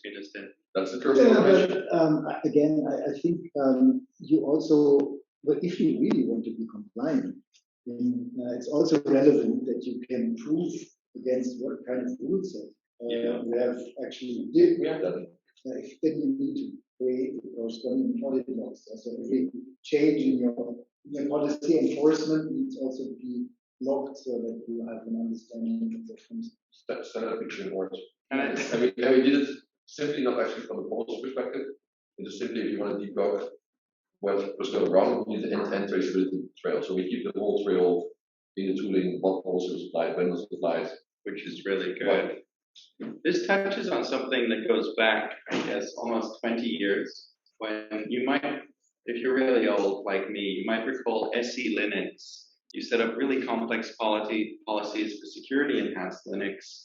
And you had to do it with command line, with long text files and so on. And for years of using security enhanced Linux, it basically took highly specialized people. And then gradually we got editors that allowed you to iterate your policies, which obviously is vital for good policies in security tooling and security, so on. But for years and years, to put in place the technical policies on security enhanced Linux was such a pain. Something like ORT obviously is allowing us to have compliance policies that are very quick and auditable. So it sounds like we're in a good position here. What about the reference policies to help people get started? So let's just say someone's setting up a new OSPO. They're setting up a new OSPO next week. They're going to have some staff in the OSPO. They're thinking of something like tooling. They're interested in import. But they're saying, okay, so if we install open source review toolkit, we can do scanning using open source for open source compliance. It doesn't cost us to set it up. We can maintain it ourselves. But then they have a look at the automation and they think we're not domain experts. How do we set up the first policies? How do we get started? Do we have like default policies and so on? There's default policies being and working. I literally had a conversation with them yesterday with Marcel about it. So we're going to set something like office hours. So we're going to set it more for users. That it's also easy to print, easy to get started. And under the to-do group, I'm organizing a new workshop series called Cosmology Live. For Shane, you were well aware of it. Part of that. And that's where we're basically also going to introduce this to basically help local community building. So have the more experienced support users, basically help new starting users. That can be part of those workshop sessions as well. That's really good. So then in theory, if someone populates a new OSPO with a few people, they can get support from something like OpenChain with basic compliance and process management. They can get support from To-Do on OSPO best practices. And then coming through our tooling work group, they can get the knowledge of how to set up automation. And as you say, there'll be office hours to help support people. So we have office hours, and we have commercial support partners. Yeah. So basically people can choose either they go to the community route or they go basically to the commercial support partners. And pretty much the same kind of like OpenChain. And then what's probably going to happen is people will want both. They'll want some commercial support. They'll want some community. That's really good to know. And some people on the call, some people in the room might be basically new, setting up new OSPOs. And the short answer there is you can email the OpenChain tooling work group to get help, or you can just email any OpenChain work group. We'll catch you and redirect you. Which is really good. This is really nice. Yeah, thank you, Jan, for your patience over the last month to compile this. Yeah. Because I think that was also so helpful to have the same wording and we talk about the same thing. Because if we talk about rules, right, we think orders. But if we talk about policies, there are also rules like what I would say. Yeah, and the policy from Andrew, for example, and I also love that, for example, just copy paste it, search, replace your name, company name, and you print it out and put it on the desk of each employee. He assigns it, put it in the HR files, and then you're done, right? It could be so simple. Right? It's such a good point. Literally a moment ago in this room, I'm a political scientist, so policy for me is a political management document. And over here, engineers, and it's like, wait a minute, the policy is controlling the tool. So, as we just talked about this morning, yeah, the policy as code. Right? Yeah. So this is very cool. This was a lot of work, Jan. Quite a bit, yeah. And it took quite a while, and it was great input, and we had great discussions, and they are all recorded. So it's really understandable why the stuff is like it is. Yeah. So we can really put follow up when it's happened. So Shane, the next thing basically, because we're going to policy codes at NMO. I'm now going to start a little experiment with one of my clients to basically have the policies code in a client vendor situation. So again, most of it, especially in automotive, to maybe deliver to an automotive manufacturer, you have to comply with their vendor policy, which also has open source wording. Now that's in a PDF, but it makes it also as code. Yeah. So they can really just publish and say like, if you want to deliver to us, here you have the word policies code, you can install it yourself, and then you can do test it. Oh, please join us here. We have a seat here. Yes, So it's not just inside Moscow only, it's also in the supply chain where we also have policies. So this sounds like we will probably have to help market this stuff to people to let them know that all of that is there. So with this material that you prepared, with the map, we probably need to consider across all of OpenChain spending a lot of time communicating all of this, probably multiple times in multiple languages. Because I think most people have no idea that we're so far along in mapping out the tooling landscape, in mapping out things like the policies and rules to control tooling, the definitions, and they probably don't realize that there's so much support available. So. Yeah. But I think it's a lot of material, and it's good, it's simple to access, and probably it's really good if we have some more references in between. So, for example, from the two I know that they are having stuff, but I'm not too familiar with what they have produced so far. But I think we have great links in between. We could probably make some use here. So we're currently, by the way, also because Thomas talked about supply chain. For me, as you know, my supply chain starts. I'm sending you the presentation by email right now.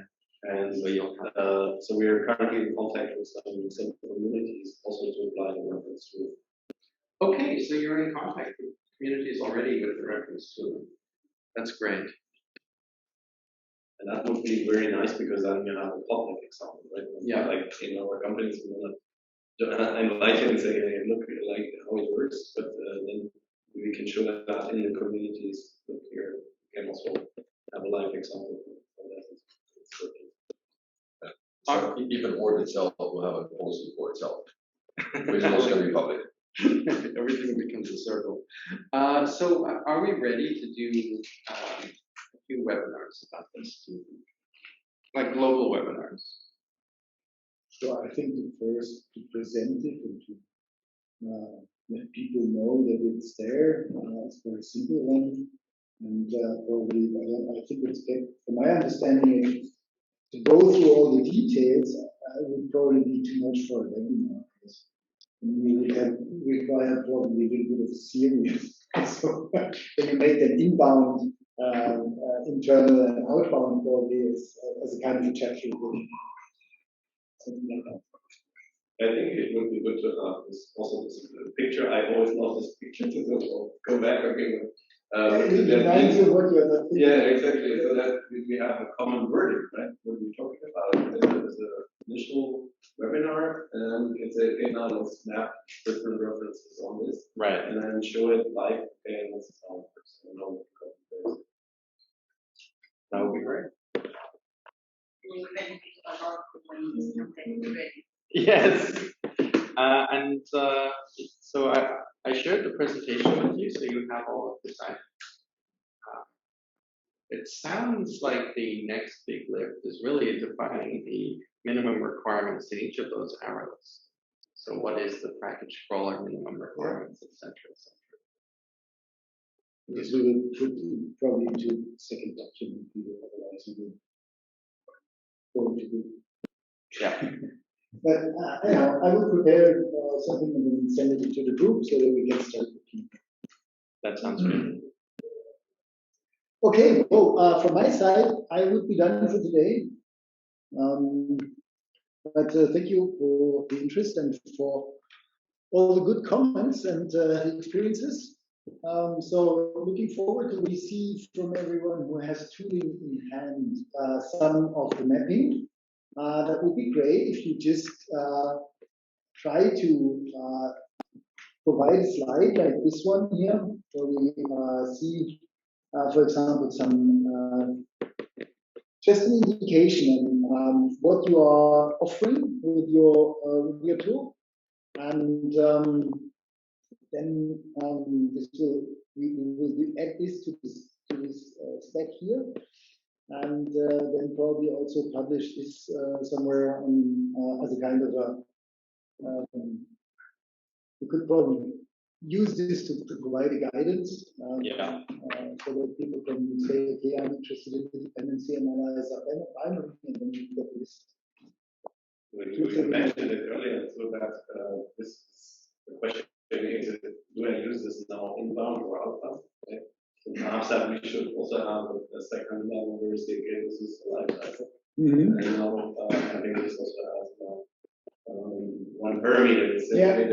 okay, if you do this upfront, then dependency on this is trivial, right? But if you do that at the end of your work life cycle, then yeah, you might lose out. Also that becomes more transfer. Yeah. Good idea. We might also want to look at the overlapping activities, because I know this moment we have a similar comparison of tools and going. But they are doing a comparison of tools. That's a different thing. The Bitcoin guys, they are currently doing feature comparison. Yeah? So they say what kind is it covering? It all comes in the same direction, the same space, slightly different directions. But they so far they don't have a feature list or something where they build on. So they say, first tool, first features, second tool, try to match the features and get next step. Yeah, but I remember our meetings a few years ago where we put the logo of each. That was the original. But this was not really helpful. Actually, that leads to a sort of political question. There's lots of tools, and some of them are sort of abandoned, and some of them are not really good anymore. So, how do we help people? How do we guide people with regards which tools are actually relevant to them nowadays versus which tools simply exist? Is there any way we can gently guide people in that way? I would say, if we have this knowledge, we might say whether it's still under development or so whether it's still valid or probably ceased. But that's, I think, all we can do in this space. If we start, we can't demand OUs. The next thing that you could do is to provide test cases. Yeah. You say, look, this is something, and in this you should find that. And if your tool is doing this, then you can claim to have this capability. Yeah, but that doesn't capture tools to do it. So I would say normally in this case we have a technology radar, which tools are to adopt, which tools to avoid, which tools to trial. But again, the problem is there's an opinion in that one. Yeah. And so who decides that? So we could do it, actually can design this one if we have some kind of like a voting on OpenChain members. So it's not just one person that compiles the thing, but we have basically a vote on this. Yeah, and then the question also how we can do vendor tooling and so on, because we had the convenience in the past that we said, okay, we concentrate on open source, so we had no issues, right? Okay, naming, whatever.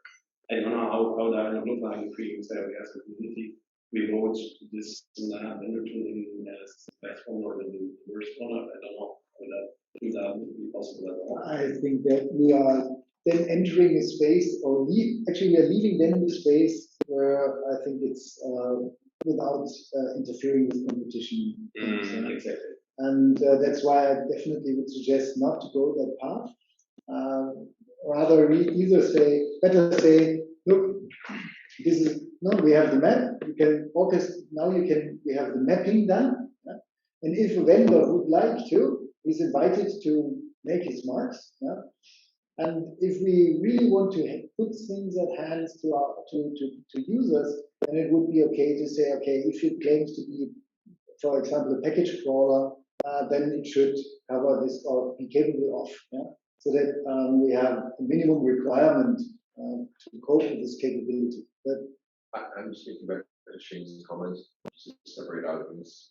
What we should do on the tooling website is just have something like a little like banner that says actively developed, and if it's not actively developed, it's like no update since. Because that's a fact, right? You can say like it is still actively developed, or has it no updates since the last things up? Because that nobody can argue about that. At least then you can create a drop down where we list all the tools, and you can just separate out. Okay, these ones are actively developed. So we don't say recommended or something like these are actively developed. This is basically no update since or something like that.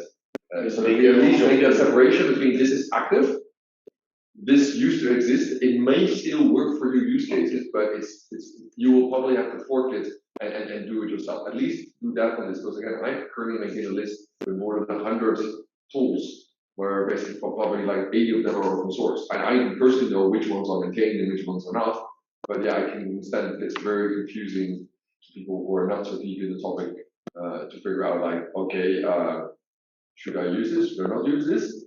I think that's a really elegant solution.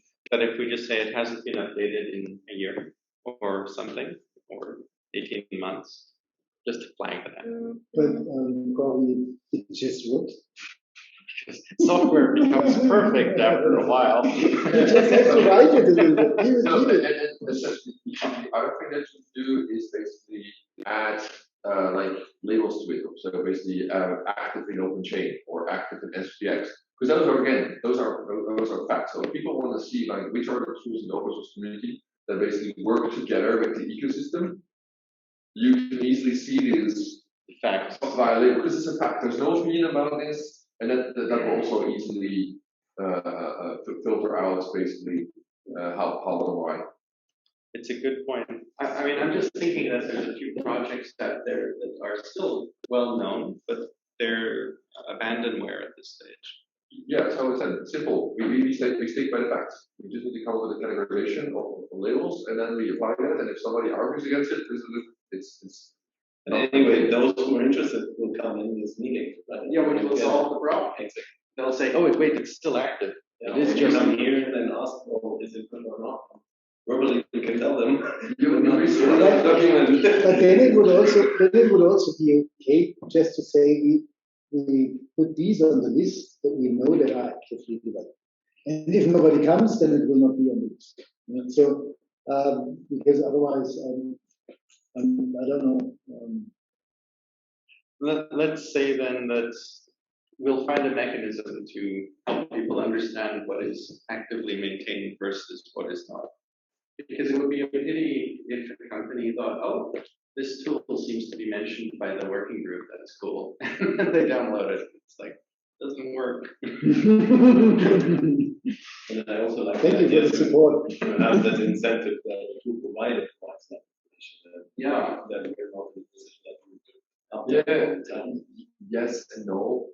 So the problem there is you get checkboxes. If they meet the minimum threshold, they give themselves a checkbox. And actually, if you look at these things, like so, that I'm now working on a comparison of like SBOM tools. And if you look at the official thing that I got from an industry analyst, it's like check. And then I look at the actual tool and I'm like, yeah, just because the definition was so clear, like if you're saying that you're going to support SBOMs, you could give yourself almost a checkbox. Well, this is a little bit, I think it's Apple decided if your app isn't updated for at least within a year, it's out of the App Store. So everyone's just doing an update of their app. Which, I mean, I think that's all Apple wanted, to confirm that you're alive. But it's a good point. If we had a simple checkbox that could be circumvented, people will just check it regardless of the merit of the tool. So that's a tough one. So at least when I talk of big results stuff, but at least for SBOM tooling, I'm just building something now that basically runs all the tools every night. And I publish the results so people can see actually the quality of the artifacts that comes out of these tools. And that saves them that hassle to know basically what can those tools do. So they will simply pass. The difficulty is doing tests between various tools is very, very tricky. Because it says even if you want to say compare them, say SPX or CycloneDX, each tool implements those specifications differently. There's no yet a reference thing that says like, oh, you're analyzing a Maven project, even if it's a very simple one, this is exactly how it should look like or how it should look like in SPX. Right. If they would produce basically on a standard set exactly the same SPX or CycloneDX, then you could at least compare them basically on like how good are they say in dependency analyzer, or how good are they in a binary analyzer. But again, and they should perform that test, not us. That's my point that I see. I think it would be more independent, trustworthy if we would do that, but I shall do this. This is a long time. Exactly. That brings me back to the question, let's define the test. Yeah, if we define the data and the test, or the reference, then we can offer the test, and then the user can say, okay, I want to test my tools against this, and I know what it should be. In our case, I test all the open source ones. That's my aim to test all the open source ones since they're anyways easily available. Yeah, the commercial ones want to run, again, it's a Git repository that they can scan themselves. So they want to scan it and they want to provide their clients who say like, oh, we scan the repository, these are our results. That's up to them. I don't have a license to all the commercial tools, but at least for the open source one, I want to basically save people the effort, at least for the open source one, that they can at least see what is the latest state of these tools for my various scenarios. And if they say, I'm a company that might be using Maven and I'm using Python and I'm using JavaScript, then I can see at least the open source tools, what are the outcomes for these tools for these particular languages, build tools, and then they can at least know what is the open source state. And commercially, yeah, they can ask the vendor, say like, hey guys, let's go to Worcester and GitHub, please scan it and give me the results. That's Easter eggs. Check. Yeah, well, it's a challenge, yeah. It's actually there. Yes, we have some Easter eggs. So for those of you who are on the call and thinking, what the heck? Only about 50% of what we do is professional. The rest is goofing around. But it's an interesting point, though. I think we're in the right direction from what's being said here to help people find the right tools.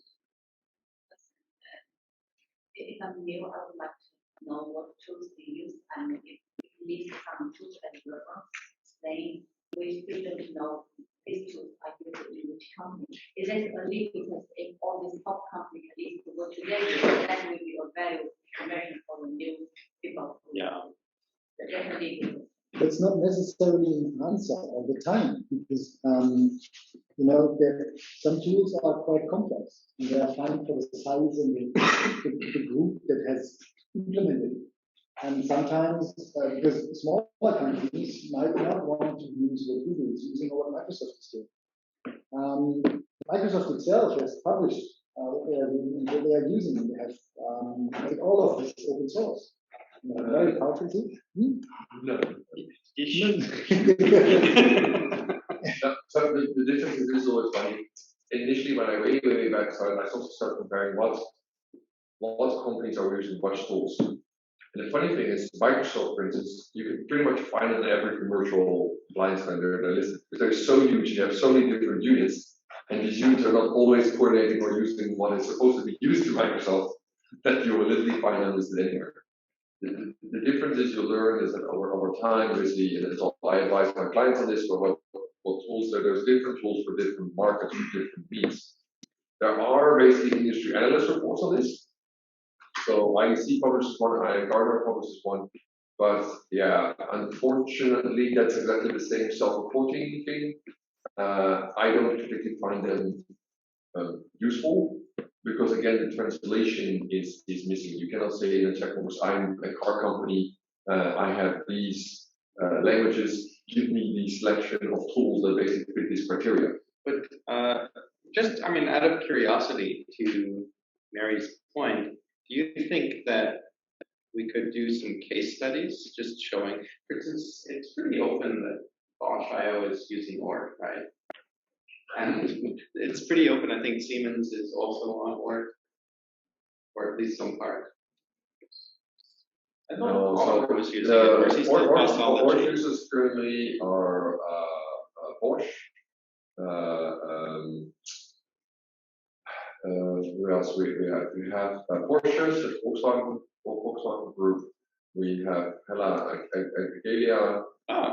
We have Renault bought Hella, right? Or no, one of Renault's suppliers bought Hella. Some Italian company. Yeah. I was so there's ORG. Amazon is used ORG.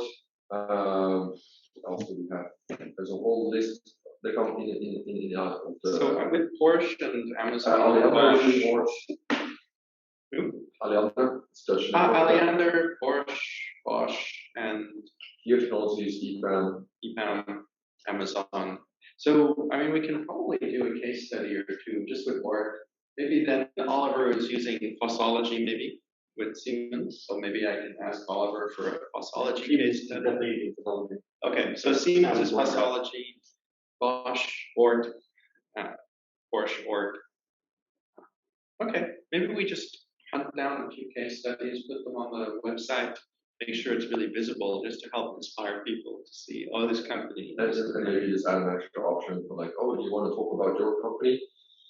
Because this is what we need to do to basically get all posts going. We just publish this to the use case, and then put always a line out like, if you want to talk about your company, contact Anna to submit your use case. And that actually works. Like every 6 months, new companies come along and it's like, yeah, we also work free to talk about it. So the tricky thing for the open source ones, like we only know the people that came to us either for support or are contributors. We don't deliberately have to build any telemetry stuff in order that calls home. Yeah. So you can't track them down. Out of curiosity, Ninjoji-san, is anyone in Japan using Fossology or ORT that you know of? Fossology, Toshiba is using. Toshiba. Okay. But ORT is evaluating. So it's still, ORT, I guess, is quite new in the adoption cycle for the Japanese companies, right? ORT is still relatively new. Fossology's been in market. How are you doing? Yeah. So do you think we could do a Toshiba case study, just a small case study about Fossology use? I'm sorry, I can't decide it now, but yeah, let's say we'll Yoshi and yes. Okay, sure. Action item force Ninjoji's boss to say yes. Maybe Bosch and GNS and Toshiba is also using the SW360. Yeah, I'm pretty sure we can talk to VMware about Turn. That'd be great. We're pretty open about this. Actually, we have some more problems in like it's also funny, like the Bitcoin open source forum, there are like 2 companies that I never heard of that were also using ORS. So just decided we know it's probably over about, so we can actually look at it as well. Okay. So basically then, action item out of Mary's comment, we do a few case studies. Thank you very much. You're very welcome. Okay, there's also this repository, but this repository also has a website. I'm remembering correctly, and this has a list of tools. Yeah, you can go to the wiki. Was it in the wiki? In the wiki, I think, and then there's the link. It's always base compliance.org. Now this leads, as we try to time the tooling website, this touches on something that Sean, the OpenChain PM, was talking about, which is we can easily put markdown websites as part of our GitHub repositories. Korea Workgroup does that, and it's gorgeous. So maybe we should look at doing that for the rest of our work groups as a quick way to put all our links together. Okay. I'm going to just open the website right now. But yeah, it happens that I already was there. Okay, this is the website that Oliver actually has put together, I think. Huh? Yeah. It was Oliver and his team probably.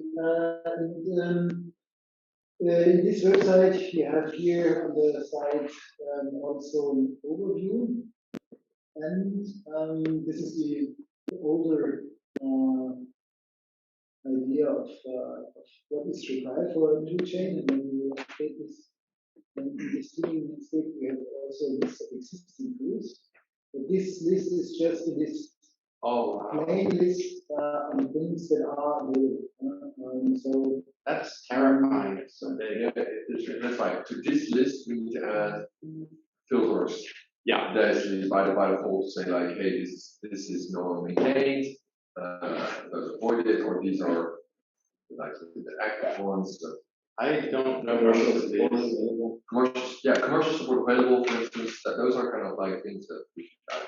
There's a lot of this list is basically long dead and should be removed. But again, we don't remove it because again, for certain use cases, certain edge cases, right? Especially if you have like legacy left perspective. So, for instance, I use some of the Apache software where I focus like long dead, but it was very useful when you had like very, very old code, and it was actually clearance was done with this tool. So I actually had to install the tool to actually replicate it. It was steady. So that's why it was easy. And I was like, they, in the mention of the commit messages, they just mentioned, oh yeah, we use an Apache clients tool. Which one was this again? And then I use this list, oh yeah, we have red hats, tentacles, and whiskers, and then I was able to figure it out. The problems there was just completely unknown character. Yeah, I think it's a very good compilation actually. I think a couple of times that our tools, but unfortunately they are still missing. I was wondering whether it should be laid out like the landscape from to-do group, landscape to-do group.org. Yeah. This is not, the sharing creates values from the to-do group. No, from the to-do group. So yes and no. So again, I'm also thinking with the to-do group. I do love the landscape. The problem there is that the software behind the landscape is not really maintained anymore. When we talk about landscape, there's probably a good idea is the CNCF. They have this wonderful tool. That's exactly the same. That's exactly the same. Yeah, and they just need logos, and unfortunately, most of these open source projects don't have suitable logos. But this would be probably something where we could reuse the capability map as a background, and then map the tools into these. So, funny enough, we have the same problem in the Google now, where we have basically we have the Osmo landscape, and the funny thing was not that the Osmo conversion, but the problem for them is getting permission from companies to have the logo on the website. Yeah. So integrating so that we can do the same here. So in to do where we discuss solutions, we have a to do logo, and we'll just it's an SVG, and we just make different colors to add it to the landscape. We could do exactly the same here, where you have a to do logo with the if a project has no logo. Is it pretty? No, but it does result in the landscape picture. Now, this website seems really useful, and I suggest we maybe take an action item to move it into a GitHub website. It is already a GitHub website. It is. The thing is, you need to go to kind of like a weird place, markdown things, or reading this. Well, it's not easy to use. Let's put it this way. It's not so like in to do where I rewrote all the website where it's just like a simple markdown thing where you edit. This is how like the Korea work group one works, which is just on the side. It says, "Oh, here's the website, Korea work group," and then bang, and you've got this nice website. And if you go to the about thing, you've got this cute logo. So this seems to be a really simple implementation on GitHub. That one takes a lot of clicking to get to. I suggest we adjust it so it's this one-click thing, same as Korea, just for discoverability. Sounds good. Who's going to build it? That's my question. For those on the call, all fingers pointed to Sean.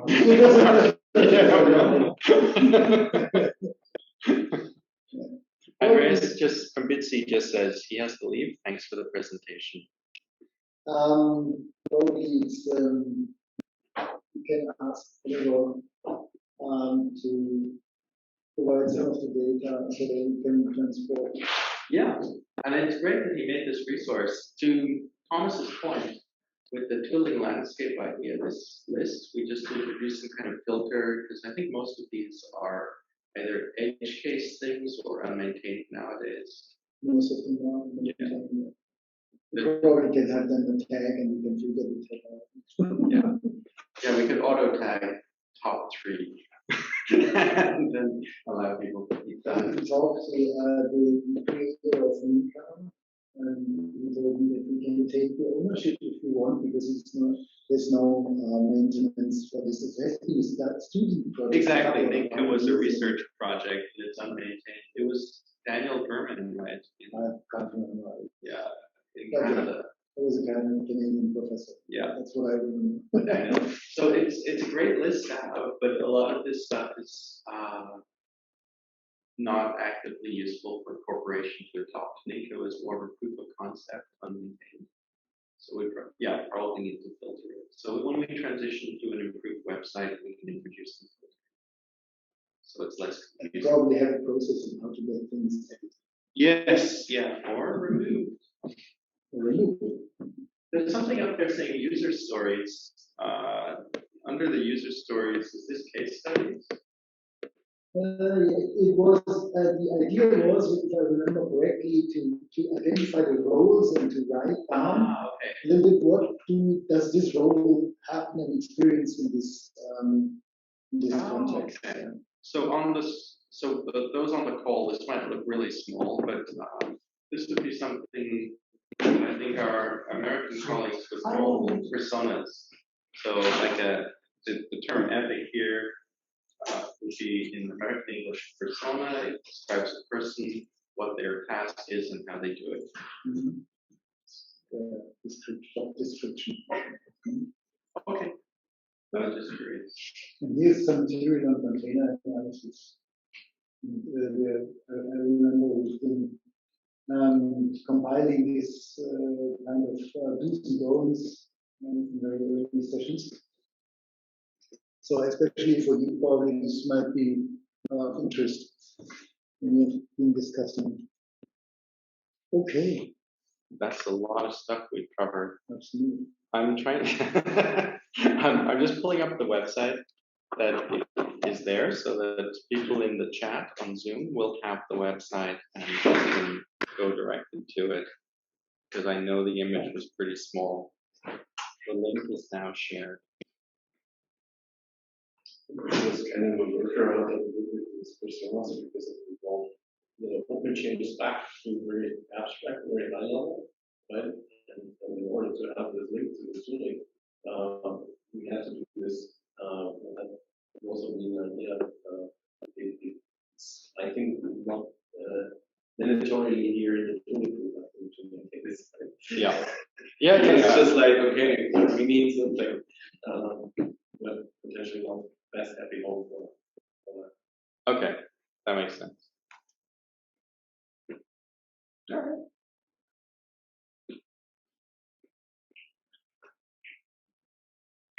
Is there anything else on tooling? Or is everyone like, enough tooling? We're sick of tooling. Let's all take your tools and just do the job. That's it. We're just going to do everything manually. So sick of talking about it. Not even a spreadsheet. I'm just going to use it. I cut off now. All Up right. to you. Okay.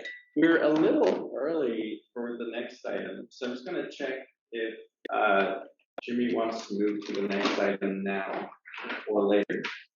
It's entirely up to you, Shane. All right. All right.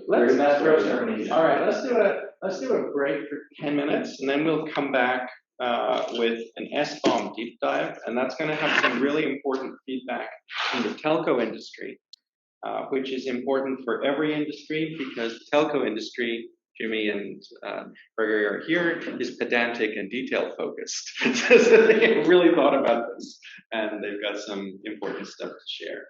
So we'll start that at 2:15 Irish time. That's 1:15 UTC, or in 10 minutes.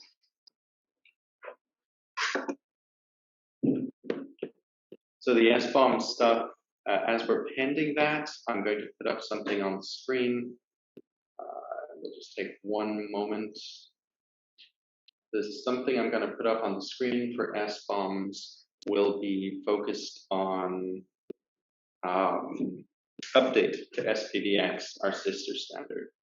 So just bear with me for 1 second.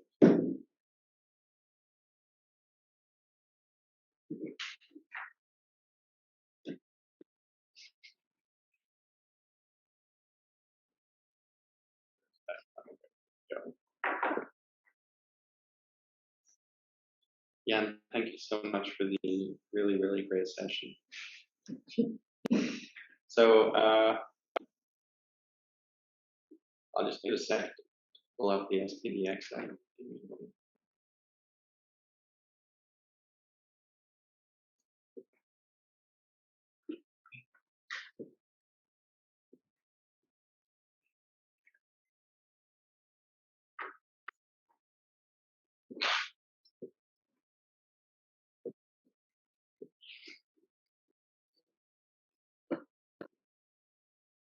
While we're on our break, I am sharing a screen which will show you something about SPDX.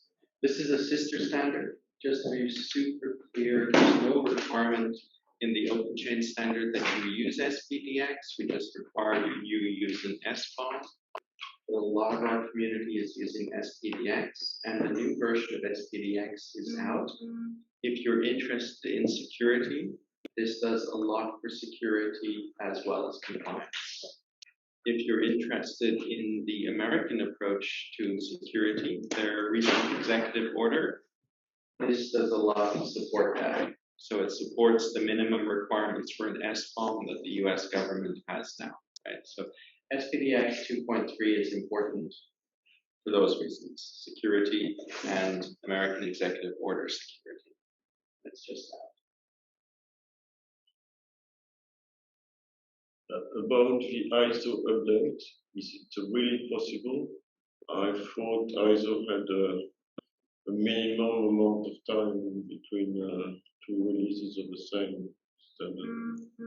As far as I understand, with the JPC1 pass process, it's possible to do the update. It's possible.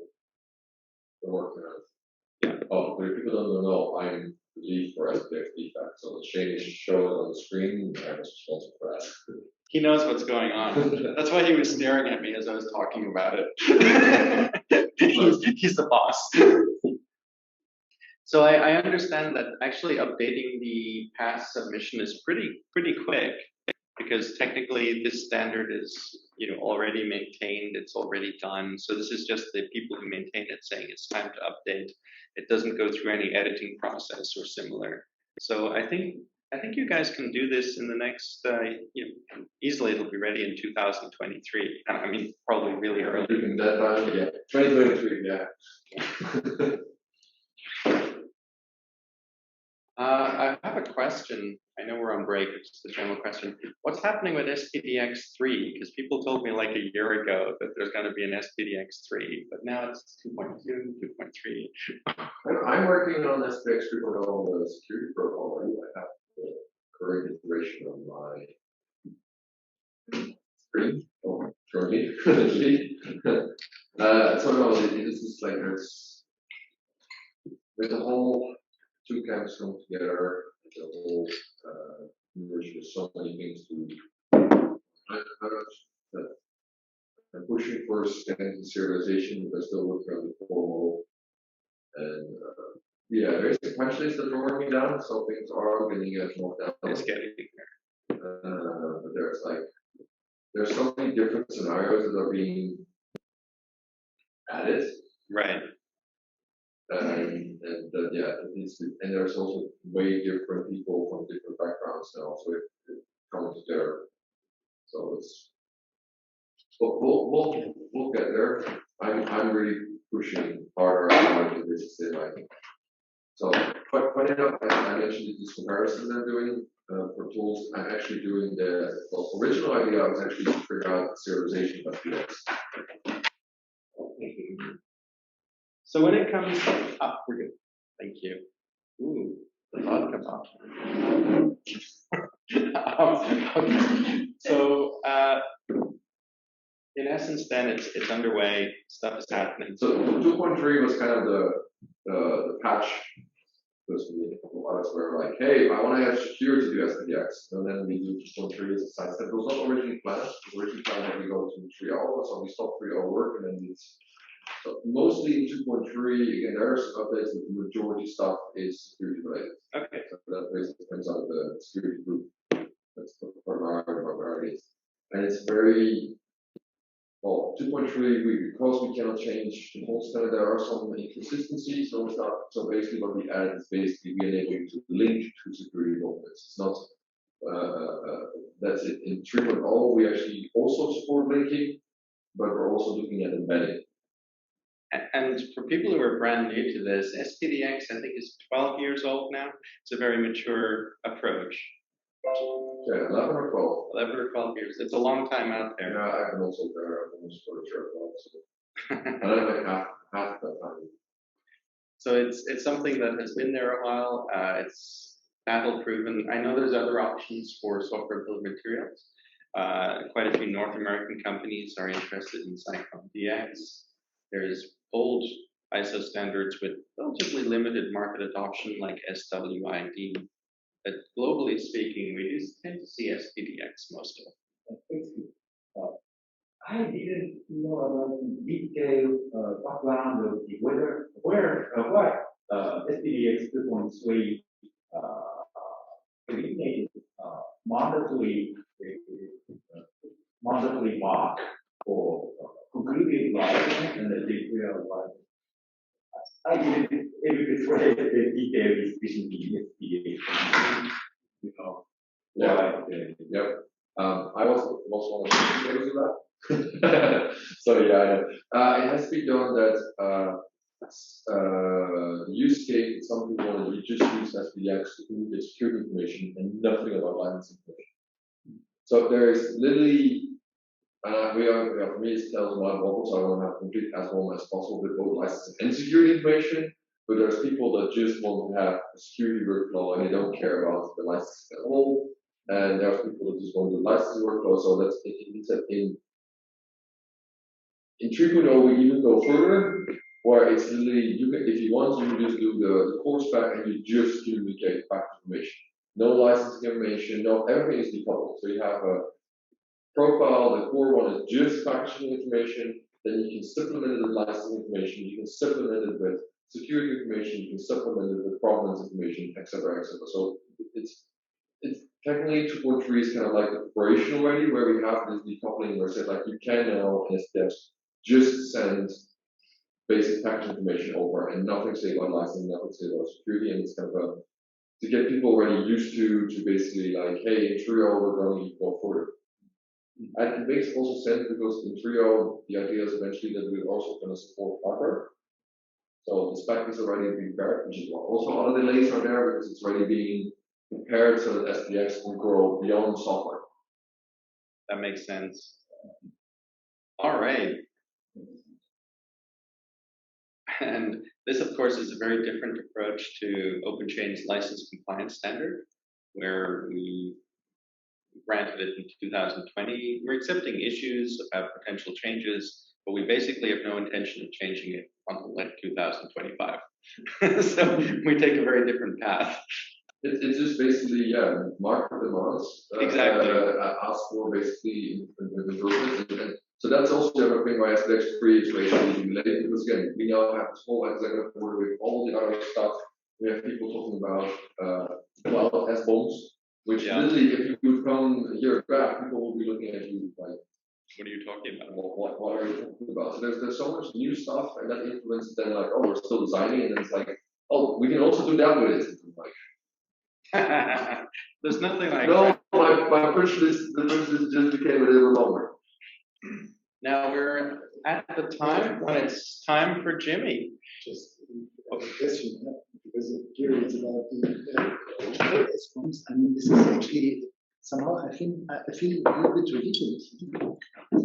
I mean, I'm using a cloud. Why don't I show them because I don't want to care about what's inside. No, that's again. And everything that's running inside. So the concept of a cloud platform, the one driver for us is recent outage where basically AWS went down and then Slack went down. And the problem is because everything is cloud, everybody's intertwined. So even if you say, yeah, we're not using AWS, why did our services go down? Well, because our vendors are using AWS. So that's why we have the pension. That's where the whole cloud SQL thing comes from, so that you know what is relying on what. It's kind of like. And it's about service interdependence from my suppliers. Not, I think this one in sense of software building materials. But that's why it's cloud. So that's what we have software phone, you have an phone, hardware phone, you have cloud phone. I'm not making this up, really. I'm reading all of this stuff, and I'm like, okay, let me first figure out S-bombs, and then we'll move on to the next thing.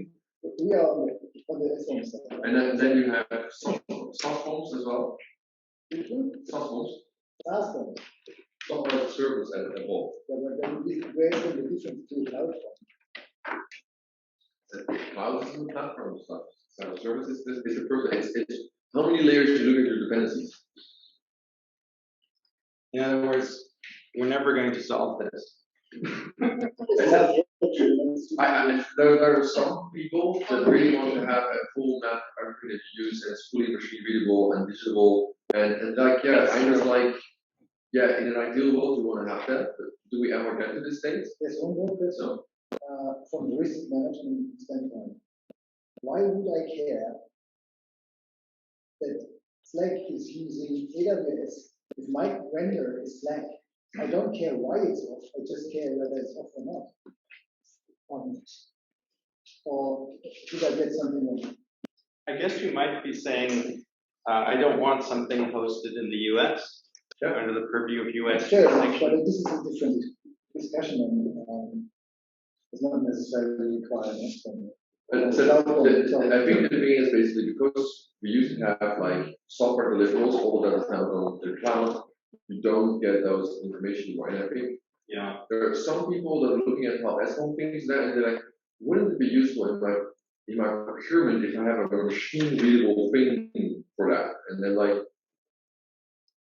is that a bomb? Or is it like a digital procurement requirement specification? Right? Because that's really where you're talking about, a digital specification, of which a part could be an SBOM. But again, unfortunately, the procurement people don't seem to have a thing like OpenChain or SPDX. So it's chaos. So basically, no. So then what happens? What is the closest that you put it in? This sounds exactly like cloud 10 years ago, where everything is cloud. Now everything is a bomb. Okay, talking of that, over to Jimmy to pull things together with telco and stuff with SBOMs. No pressure. No pressure. Not sure if we'll pull things together or not, but what we've been discussing sort of in the OpenChain context and the OpenChain telco, which started as let's just have somewhere to exchange experiences in the telco industry of OpenChain and other related open source matters, was that we fairly quickly crystallized a need and a wish to do something around SBOMs, and sort of see if we could, since we're telco people who love standards, okay, what could we standardize an SBOM beyond the mere SBOM format? And with the format, we mean data format, like SPDX, CycloneDX, or software SWID. Could we harmonize and standardize as an industry on how do we deliver this, sort of in which time frames, which methodology, which SPDX profile, if you will, should we be using? Should we even be using SPDX, or does our industry have other requirements not currently met by SPDX, or is sort of the full SPDX 3 perhaps overkill? Those are sort of all the questions we came into this with. So what has crystallized is that, okay, there's actually like a lot of discrepancies in how you could do an SBOM going beyond just data format. So what we have talked about is really, okay, how do we create like a certified SBOM that we are sure that if I tell you that this is a telco certified SBOM or a telco SBOM, then it will essentially plug and play. I can know that will sort of always be the same in terms of its composition, the information it should contain, the format it's in, the file format it's sent in, how it's being packaged with the rest of the software. I mean, all of these things are like super small things, but as soon as we sort of start to see people diverging in these things, that creates a cost. And that's fine. I mean, if you have 2 customers, that's fine. If you have 3 customers, then the cost is 50% more, and that sort of increases. And the thing is, if you're sort of in the middle of a value chain where you're sourcing, you have upstream suppliers of software, the problem gets worse because all of them will deliver this to you in slightly different ways, requiring some manual handling. Then spreading out below you, you have tons of other companies that you are supplying, that you are the supplier of, and they want it in slightly different formats. Meaning we are now taking the same information, converting it, and then reconverting it a multitude of times instead of, as an industry, agree, this is how we're going to provide this information in a standardized fashion. And I mean, the really hard work here has already been done by the guys who developed the SWID or SPDX or Cyclone DX. Now it's a matter of picking the bits and pieces we like and agreeing this is how we're going to do things moving forward, or at least a voluntary standard. We have something to refer to. So for each, I have a legal background myself, so each and every time I have a conversation with a supplier or a customer, if I, instead of having to go over all the terms of the agreement that we want this information at this point in time, it should be sent to this, it should be, for example, in SPDX format, contain at least these and these information fields filled. Every time I have to do that, that's a cost. And by saying, look, here's the standard, we don't need to negotiate this because this is the standard. So if you're supplying, for example, I'm from Ericsson, so if you're supplying us and you're likely then supplying other telco vendors as well, then you can be sure that they will ask the same thing. Thus, your burden is reduced, our burden is reduced, and our customer's burden is reduced because they can then sort of have the same intake from all their suppliers. So that's the thinking behind this.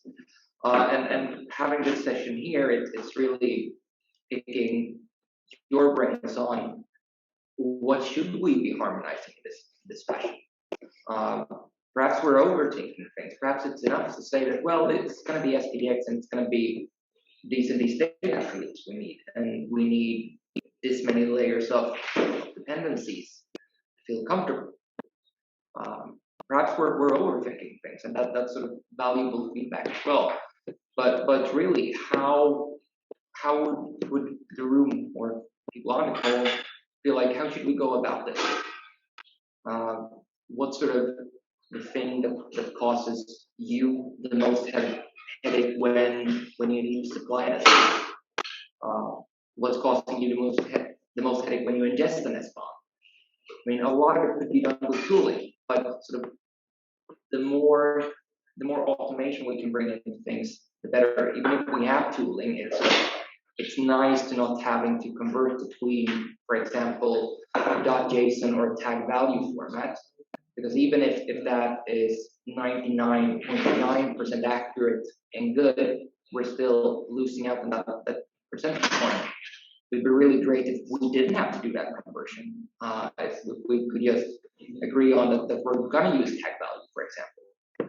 Myself, I understand it's a bit of a discussion in SPDX, which I'm not involved in, on should we use tag value or should we sort of try to remove that eventually from SPDX. But again, as a lawyer, I enjoy tag value because it's very human readable. So if I'm going to a customer attach my list of the software components, yes, I'd probably like to do that as tag value, because then I can go over it with them line by line, especially then with the opposing side's legal counsel, instead of having to rely on editors to read it, and having to rely on sort of getting not necessarily the other side's engineering side up to speed on this thing, because they're probably fine with it. They can handle that. They're smart people. But getting the other side's lawyers up to speed on it, reaching that hurdle is beneficial. Or for that matter, having the statement that as we do in the draft specification that we'll have up on GitHub soon, just saying that to have a conform SBOM, at least at the time of delivery, you need to supply the SBOM. And it should be, if possible, embedded with the software. That's a benefit. But of course, I mean, you can have, if you want to make that information available before you ship the software, that's fine as well. If you want to do that, that doesn't sort of take away from the fact that your SBOM will still be conformant. But just having removed that from the need to negotiate that point, that's actually beneficial in terms of like how do we reduce the complexity and the transaction cost of transacting software. And I think the value is not only that it's negotiated if you provide the SBOM or not, but the profiling, the There's like what kind of information we need to provide in the SBOM, so that we don't need to negotiate it by field anymore, but there is this, this punch, what we agree on, and that's what we all use. I think that's a great value in this. I definitely agree with that. So I guess the question is, what information do we need, or rather, what information don't we need in SPDX? Is SPDX light enough for us, perhaps, or do we need more fidelity to that? And then sort of what would be the next step of this? When like how do we ensure that we get industry traction? I mean, it's one thing if sort of all the equipment vendors agree on something, absolutely, but if sort of if there's no sort of uptake on that on the customer side, so downstream or upstream, then it's kind of pointless. It's a pointless standard. No one uses it. Yeah, it's an interface with only one side. It's not a very useful interface, no. So at ARM, we release SBOMs with our products, but we also have most of the SBOMs available publicly to anyone. We release them in Notepad.txt format, and we thought about the best way to release it. And so I'm interested to hear if we can come to a consensus, and if it is a certain file type that has an advantage over everyone, I'm happy to either provide that or alongside or instead of. Yeah, and that's the thing. What our philosophy was with this thing is that you shouldn't certify a company that they do SBOMs in this fashion. You should certify that the SBOM is not done in this fashion. So if you want to provide an SBOM in another preferred format, of course you can do that. It's the SBOM that's certified, not a company. So I think that's the benefit to that as well. But I don't know what the preferred format would be. I know that some of our customers are asking for things in like an Excel file, others in that they just want to roll a JSON file, others have yet other requirements. And I mean, we sort of on the intake side, when we ask for SBOM, what we see is if we don't specify things down to a certain degree of specificity, we get all sorts of different things in. The funniest we've seen was, a photocopied scanned version of a PDF file.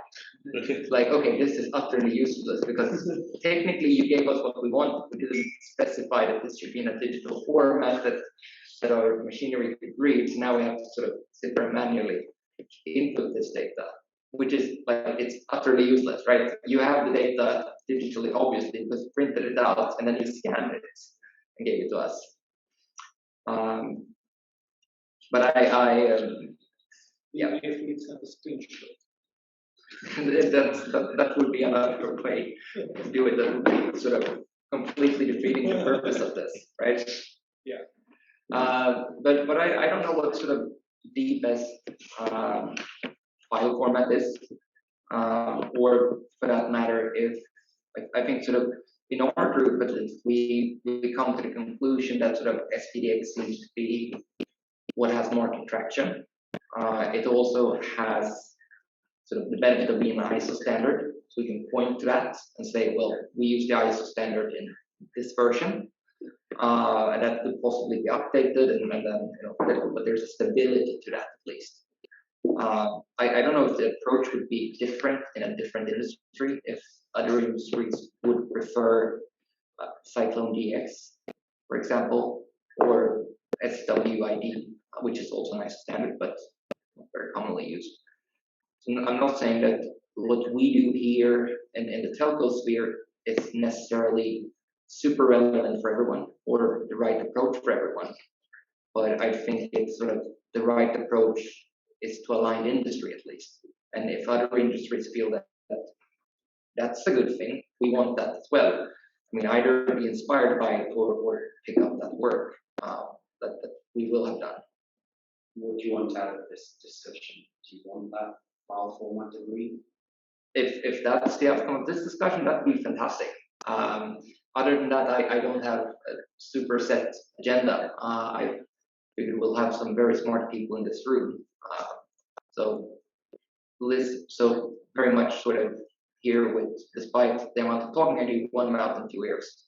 So I'm more eager to listen than to talk, but also sort of getting everyone here up to speed on what we hope to do in the help group currently. And if sort of invite anyone who sees value or interest in that to also participate in the future work. Do you have information on the kind of requests you're getting from investors in terms of who's asking for one, who's asking for one? Yes, we do have that. Okay. Are many people actually asking for SPDX or SciPy, or is it just things like spreadsheets? Yeah, I don't have that data right here now, but my understanding is that essentially no one is asking for SciPy. In some cases, I would say they're not asking for anything in particular. They might, some of the less mature companies are not that aware of SPDX or anything else. They just know that they should be asking for this information, so that the format it's provided in doesn't really matter to them because they're not that mature. They think they need the data, but they're not sure what they're going to do with it. Because it's either a legislative requirement that they have that, or someone somewhere told them that you need to know what open source and other software your suppliers are providing you. So sometimes that ends up just being this tick attachment to the contract that yes, this is what we supply you in this delivery. In my case, which is automotive, I've only ever seen spreadsheets and Word documents, and it's always been that particular customer's format rather than anything like that. I think usually that's the case, at least with us. That's what we usually see. Join us. Probably soon, but as he said, it's not very clear when he will be able to join. But either way, maybe we can start with the verification event management. So maybe you can show us the current version and that the bugs are fixed, and then we can move on to. I'm so sorry, that was really distorted. Would it be possible to repeat or to type it in the chat? There is a transcription ongoing, so maybe it is already there.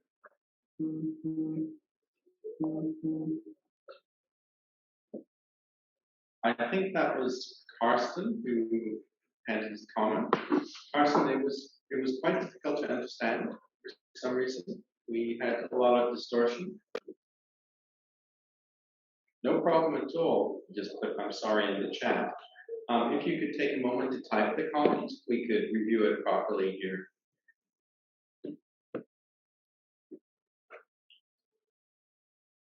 We do use the SPDX today, and the pain point is the customer deliver us the Excel, then we can manage to transport the Excel to the SPDX. But some other supplier even deliver not in picture, but like in the Word documentation and in the emails. That's really headache. How to make this automation and gathering all this information together when you distribute the software. Yeah. So that's the main point. I think this will be the same for all the companies who have the suppliers. I love the idea of Word document. That's great. That's not you, is it, Marcel? I say it's mostly Word document or Excel. Yeah. That's mostly what it is. Typically, we get them a Excel file with a number of data fields for us to fill in. This in the customer format. And of course, if you sort of have repeat customers, sort of, I guess you could script and automate to fill in that one, but it's not really an efficient means of doing it. I mean, it just means that everyone is redoing the same work over and over and over again for very little good reason. So harmonizing on what we as an industry require beneficial just to remove that sort of bottleneck and remove that the need to create automation around it. I mean, having a standard removes that. So instead, we have pointed that this is what we want. And I think the tricky part is that, agreeing what we want is one thing, okay, but what do we need and what do we want to provide? And for that matter, how do we manage? I mean, open source components are relatively simple to manage in that sense. But what if we have commercial components or internal components or things where we are perhaps under NDA not to disclose that we have this component? How do we agree to a methodology where that information is masked? And where everyone is fine with this mask, and we understand that that's because of sort of prior existing agreements. But all the different classes of the Yeah, exactly. How would we manage those? I have more questions than answers, unfortunately. Yeah, that's interesting to come up with a solution where it comes up that how would we enforce it? Is that going to the SPDX community and saying, okay, we've got a nice SPDX file, it needs to be in a certain format, and that's part of their standard. Is that where you're wanting this? Because if we don't make this part of a standard, then no one's going to do it. Do you see where I'm coming from? I see where you're coming from. I know one of the things is that this work probably and honestly could have been done in SPDX, saying that we're going to create a telco profile for this. But that would have preempted the discussion that I think is needed to have on should it be SPDX or should it be something else. Because then we would already sort of by having the discussion in SPDX say that we're going to use SPDX, of course. What's wrong with that assumption? It's just a decision that we have to make so that we have conversion of platform to use. I think we already have this. I think we had that. I think that was sort of the least controversial part of the discussion. But I think that when we started these discussions, there were at least some proponents of going with Cyclone DX. And of course, if you already start the discussion in SPDX, then you exclude them from the conversation, or say that we're not even going to have a conversation at that point.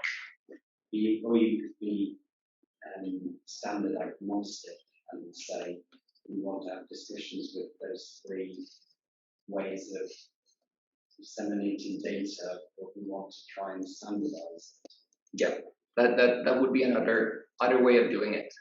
I think sort of the discussion we had at least, where there were greater value for us to pick one of the three, rather than to try to be agnostic as to the data formats, or create three different profiles. That's not to say that in another industry that wouldn't work, or that's not something that could be done at a later stage. Sort of adding support for, okay, if you want to go with Cyclone DX, here is how you would do that.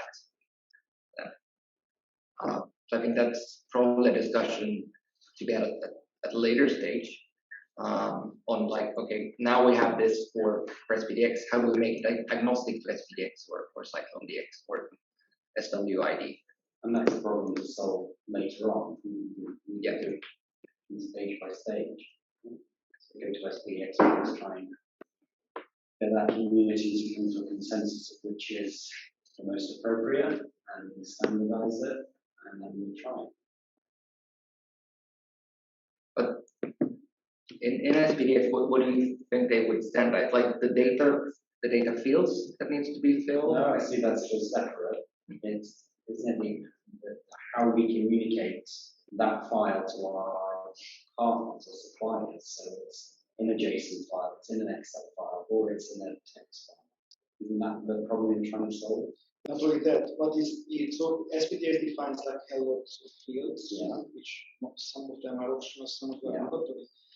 We would like to get a set of fields what we recommend in this standard. So it's agreed and everybody knows that if we are talking about the stack or profile of SPDX, then it means a set of fields that we run. That's, I think, quite a big part of what we would like to achieve. For me, at least, the format doesn't really matter until we have tools to convert between the formats. But for me, this like every set of fields is the main thing. So, out of curiosity, why is SPDX Lite not the default? We do not know that yet, so that's on the table. If SPDX Lite is sufficient. I just figured that since it's already being created as a standard, a good working project that's default of it, and then see the reasons why it won't work, rather than run around trying to might work out of all possible. I think that at least from some customers, we're seeing requests for fields that are or for information that wouldn't be present in SPDX Lite. Okay. We don't have a perfect overlap there. All right. But that might be for reasons that they want the information, but it's strictly not needed. So for them, it's a nice to have. Okay, and we need to have a conversation. Is this a nice to have for you, or is it a need to have for you? Cool. I just think SPDX Lite is a good starting point. You've got something to talk about. Yeah. And it being all possible options. Yes, and I think we should also like talk to the whatever the open people whoever defines the SPDX Lite, to see if they're open to all the things what you need. So yeah, I think it's something that we should try. Absolutely. Maybe we have coffee here and a few biscuits arrived. Ninjoji-san, when it comes to SPDX Lite, who's in charge of it in Japan? Do we have a work group? Oh, Ito-san from Renaissance. Responsible person is attending this meeting. Problem solved.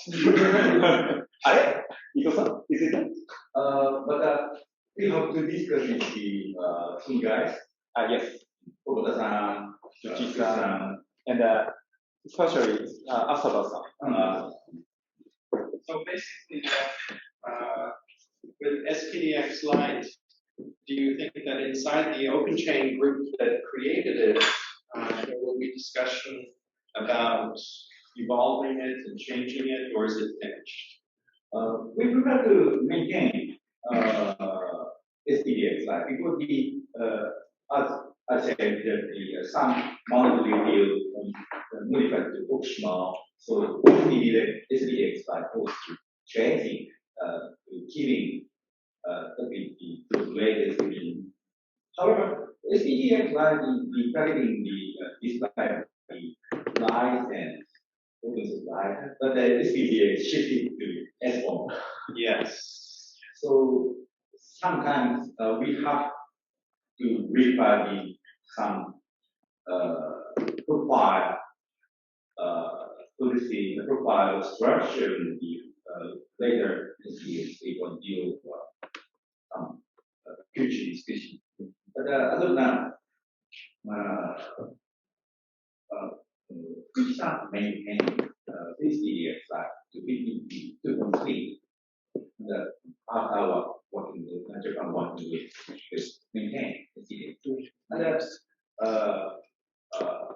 other person other guy starting the promotion the SPDX Lite. So Fukushi-san is from Sony. So I guess with him adjusting it for 2.3, our questions immediately about SPDX Lite should go to Fukushi-san to check. Okay. Watanabe-san is Hitachi Solutions. So she's doing promotion. Okay. Yeah. Cool. Thank you, Ita-san. It's handy to have the boss in the room. So.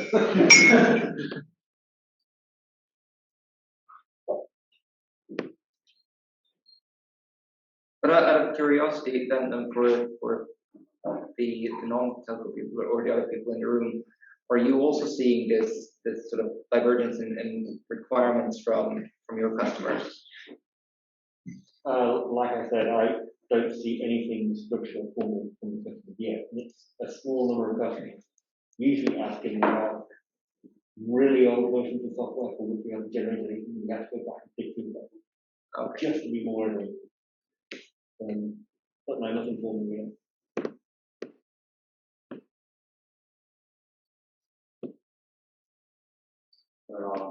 Is in the supply chain, we don't really get requests from customers. We're more providing, and we're providing it in SPDX as well.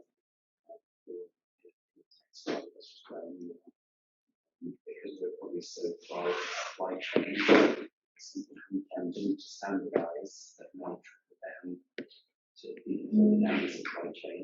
Those suggestions. Yeah, I guess you have sort of documented like how you do that, right? I'd be really interested if you'd be willing to share that. Yeah, and I actually gave a presentation to the SPDX community about 2 weeks ago on our process. It's been recorded, so happy to either share the recording or give them to a demonstration event. Absolutely, I think that'd be super useful. I mean, if that's sort of what is best in class, I would be happy to take that in and say, look, this we don't have to reinvent the wheel here. Here is an already described process for how you should do that. So I said, I think like all of these bits and pieces, they exist, and then the really hard work of like developing an SPDX that's already been done. Now it's a matter of like fine-tuning things to make sort of the life of some people a little bit easier. Now, I'm sorry, go ahead. I was going to say, how much discussion have you had on the delivery mechanism? So the information, whatever file it happens to. Because you've got things like the standard software delivery, you've got cloud solutions, you've got things like embedded firmware,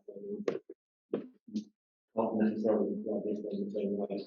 And I have seen, I raised an impression weeks ago, where I've seen at least one customer mention they wanted software delivered with an API so they could basically get the S-bomb at runtime in software. And I was wondering about coming about, pretty sure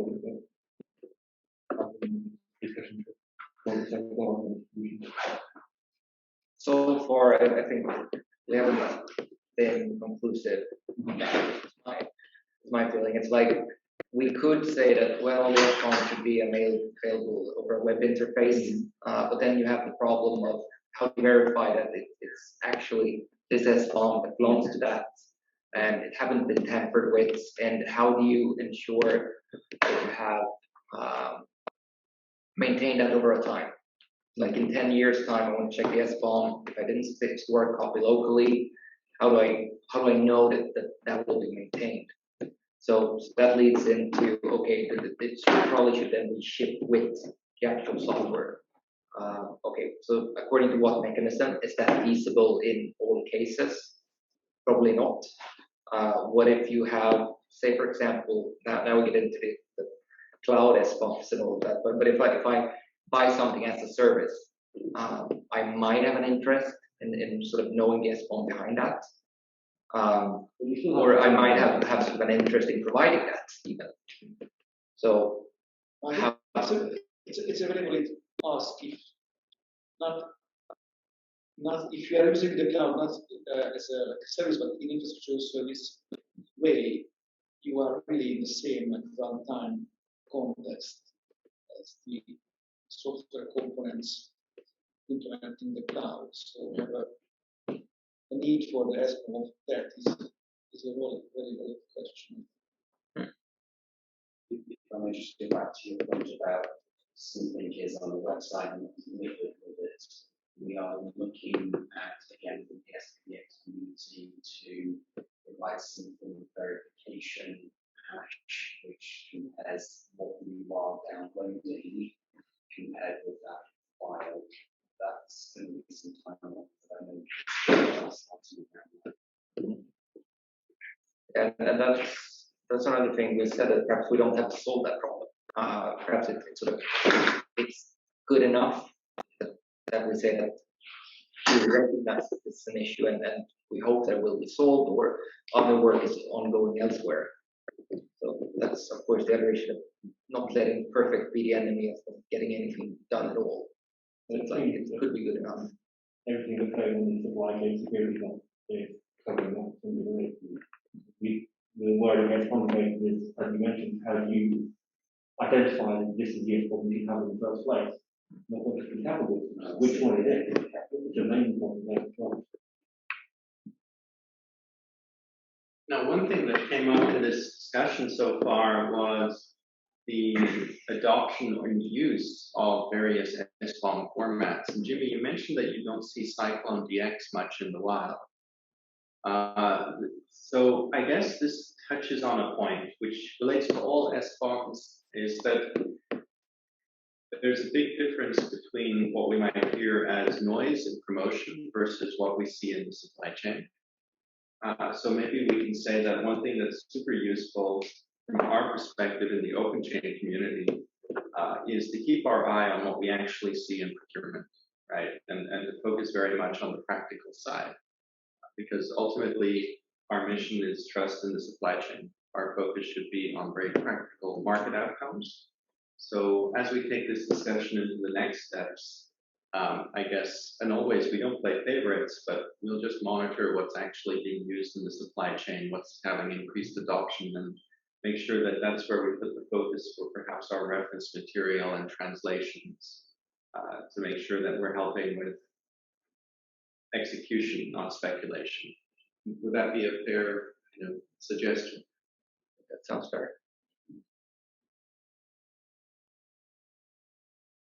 I just have a question actually from Marcel from PwC, who just came in. Hey, because you're from a tiny company that supports a very small customer base, I was just curious when it comes to software bill of materials, given the reach of PwC Deutschland alone, have you seen any interesting kind of adoption trends with the software bill of materials at the moment? Yeah, I was just thinking about it. I mean, generally, it's a complicated topic because, particularly in this group, what we can do is to lay the ground for standards and to provide standards, but the adoption of the standard takes time. And so what we see is, as long as actually the customers don't have a standardized tool base and standardized tooling and standardized processes, they also don't have standardized data set or for their SBOMs that they actually require from their suppliers. Yeah. And therefore, the suppliers are in the situation that they have to deliver lots of different formats to their customers. So even so, if one smaller supplier in the supply chain says, okay, I'm standardizing and I'll use Cyclone X, and this is my standard. Still, the buying power sits on the other side and says, okay, nice, we have the standard, but still I need an Excel format or whatsoever. And this is still part of the problem. I mean, what we can see is that since the processes and tool chains are getting more and more mature,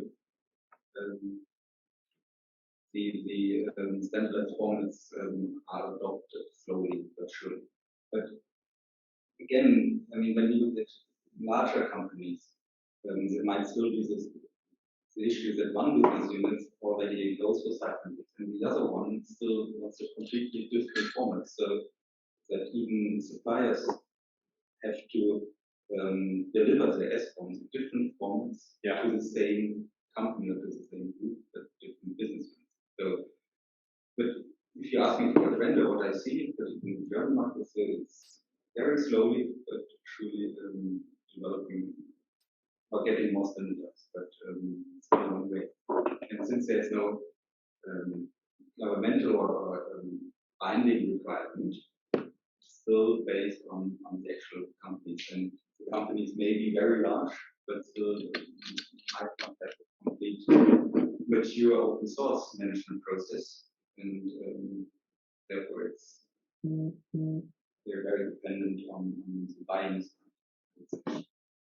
I suppose this touches on something that's just emerging, the idea that there would be interoperability between SBOMs, so you could transfer between, let's say, SPDX and Cyclone. So in theory, it wouldn't matter so much what your suppliers were using or your customers were using, as long as you were using an SBOM. Now that presupposes we have a minimal viable agreed set of what should be in an SBOM. But it seems at least the discussion in the industry is there. Beginning. Means it sounds a bit like a hen and an egg problem. Yeah. Like we have divergence in requests because we don't have a standardized set of tools. We don't have a standardized set of tools because everyone has different requirements. So to me, it seems like we need to start somewhere. So if we start by setting the requirements, then there's something to develop a standardized tool chain against. So instead of developing it either each company for their own, or having to customize it for each company, then there's a market for that standardized tool chain or toolbox. Yeah, that makes sense. Vicious circle. Sorry. Vicious circle. Yeah, vicious circle, like yeah. This is a very good point. Maybe we can, I mean, in the OpenChain community, maybe we can help solve that because we have a huge amount of influence in terms of the companies we touch. We have to be diplomatic. We can't pick favorites. We can't affect commercial agreements for obvious reasons with antitrust. But maybe we can do some kind of heavy lift that would make it easier for people to just begin movement. I don't know what yet. I'm just saying that it's help because our reach is very deep.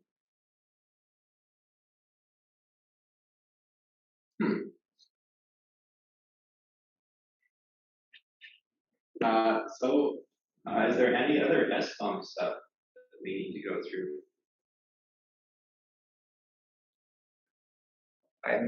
Jimmy's all SBOM'd out. I'm SBOM'd out. You've had enough of it. You're done. I think what we've seen. Wow, for those on the call, there was a heck of a, I don't know. Was that not that one?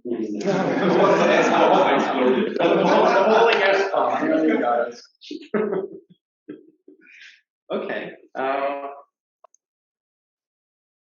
What's our next action item here? From silence, we understand the action item is we forget about SBOMs and move on with our lives. I think on your agenda it's OSPO and other activities. Oh, no, that's right on the agenda, but what's our next action item around SBOMs? Well, I just a shameless plug of commercial work for the Telco Group.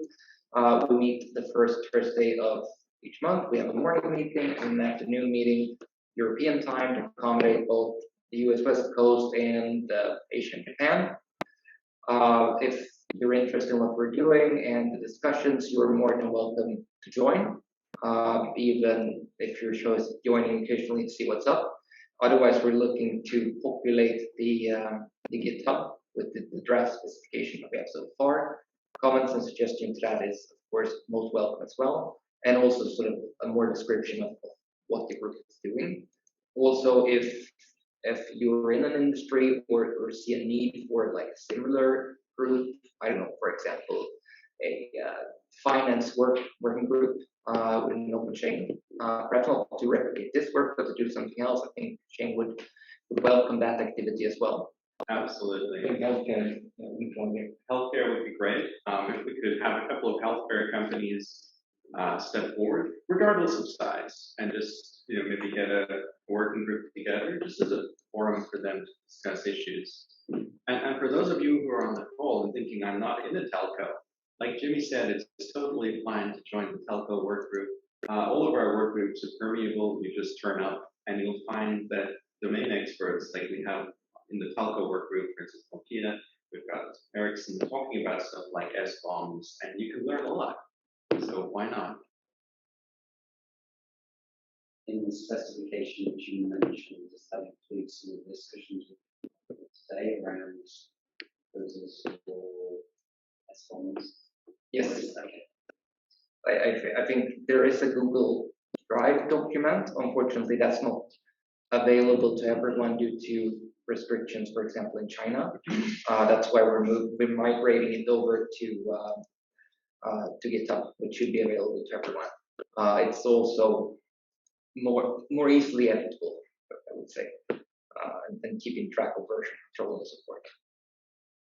So I guess the best thing for people to do is to join the Telco Workgroup mailing list to keep on top of this, and I'm going to put that into our chat so you can easily see how to join that work group and to be part of it and to keep track of when things like the website are ready with lots of information. Can you share also the link to that so people can really subscribe? I'm just going to check the Thursday meetings again. The calendar this week.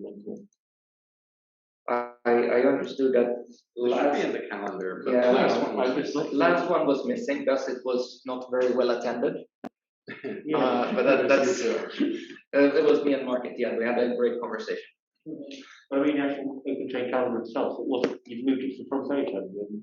Can't see it again. Oh, it's going back. It doesn't end it. Just in and out. You'll find it, the calendar you'll find under the website on the community participation. So just go into be part of this, click the be part of this link button up there at the top. So everyone, we are going to move to OSPOs in a second, but let's take a 10-minute break, have some coffee, and then we'll do OSPOs. Thank you, Jimmy. That was awesome. Thank you for bearing with me, and thank you all for the inputs. That was hugely valuable.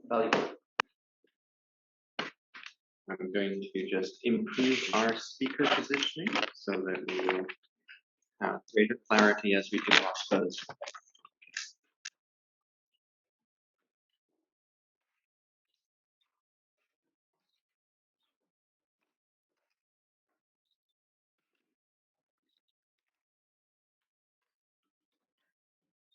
Yes. Even like I'm at the gift area. Sure, that one. You know where it is? Yeah, I don't know where it is, but I'll find it. It's next door. Oh, okay. Nice. So in the lobby. Say 8. Yes, I have a some forts that is every meeting, but I before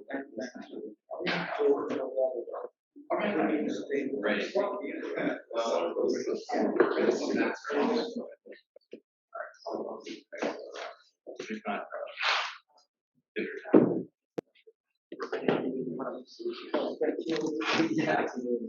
Oh, fun. Yeah. This is one of them. I found a local tailor in the middle of a tiny town, and he's just wonderful. I really like him. It really looks well. Oh, thank you. It looks really well made. English wool this time. Much appreciated. Well, coming to Europe for a while, I thought, after being in close to the subtropics, it's 28 degrees Celsius drop. So it's like I'm getting a warm suit. I'm getting a heavy jacket. It's freezing. I'm dying.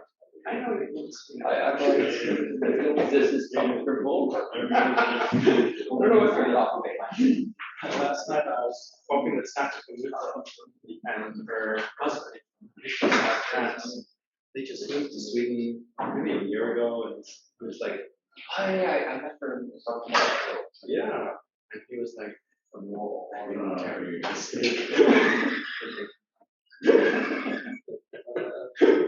So we have to go.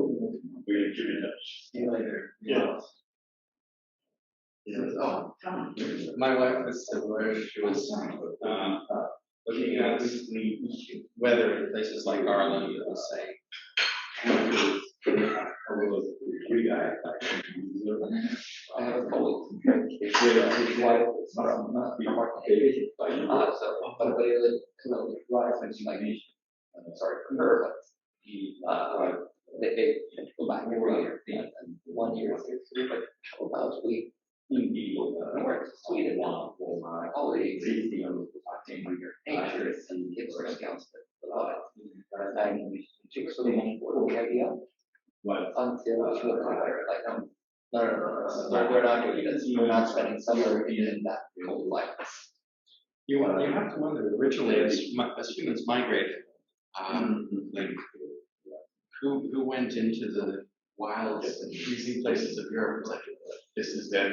I'm questioning the same thing each winter. Like, why did my ancestors settle here? It's like, what drove them to this madness? Especially considering the population density back in the day, right? Yeah, you would have choices. There were more humans, only 80 kilometers that way. It's crowded. Let's keep going north. I will say one thing, there's no earthquakes and there's no poisonous snakes or spiders, which is nice. So Mary, where are you originally from?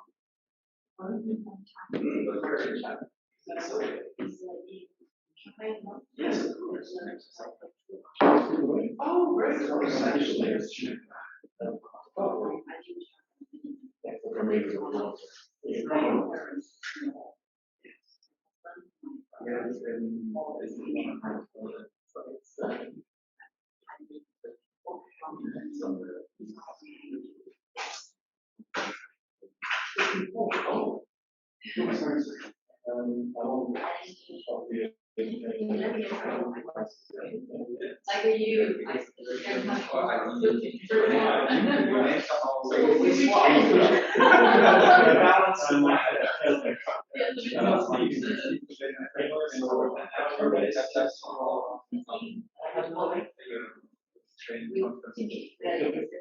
you're in the same city? Yes.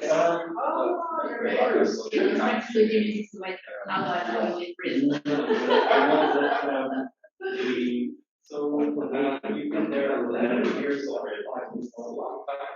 You're from the UK? Yeah. So are you permanently settled in Sweden? Same as me and John. Okay. No, I didn't. Yeah.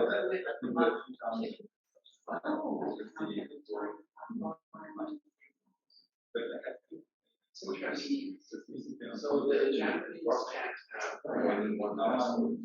Yeah, but the Irish, I go over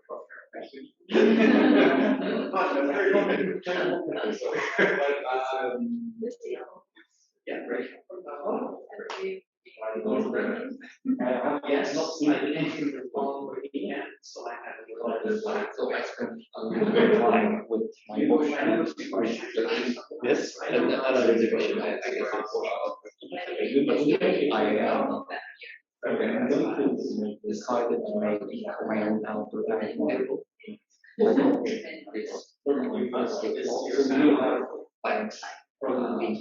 Unfortunately, I hope that I bring with me, so when I write on the fence like this, I need to flatten them out.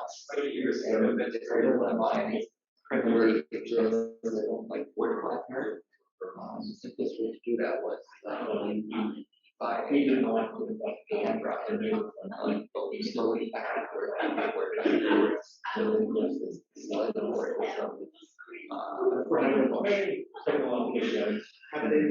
Green or blue? I had blue one. I didn't notice it before. I thought well, blue light is fresh. And I didn't when the people was it cautious and there's it's just more having to be but it's not so sleep for hours and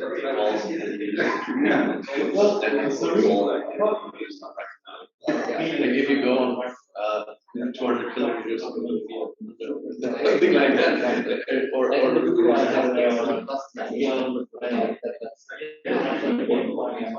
whatever I but I know it's only person and it's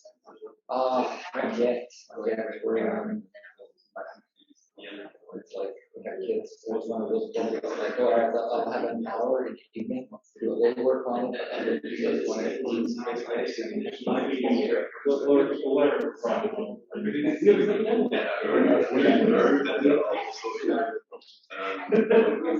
we did our route, and then for the first time, when these are logs, right? It's gonna look something like that.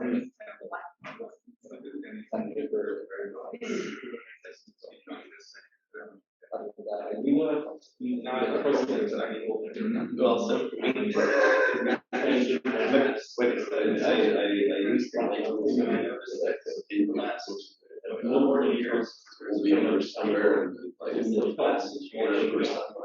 because I was when you will not spend money, right? It's just falling out. Exactly. And they had the complete series built in with at least 8. And then I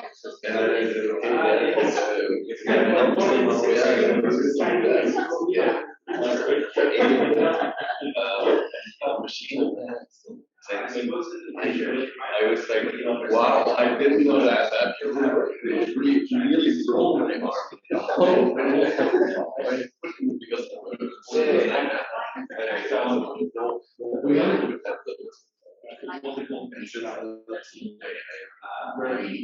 get much better judge what is this. Some of my older machines I never took because I said, okay, I know that this is it's like you throw the bench and never go back.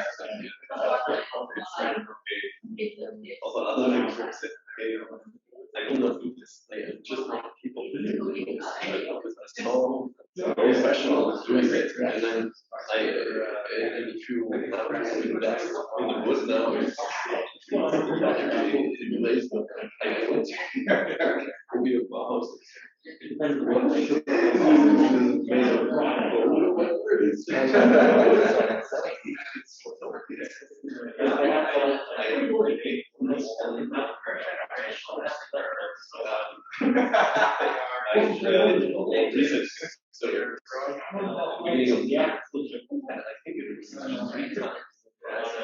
So the other relation of the it's really great.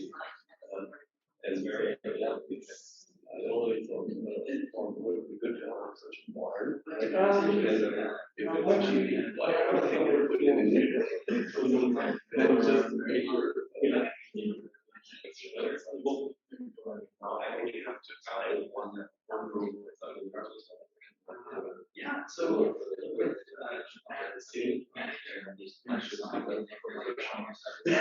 because if you own a house and once you're done, then that's Especially in terms of like first round, second round.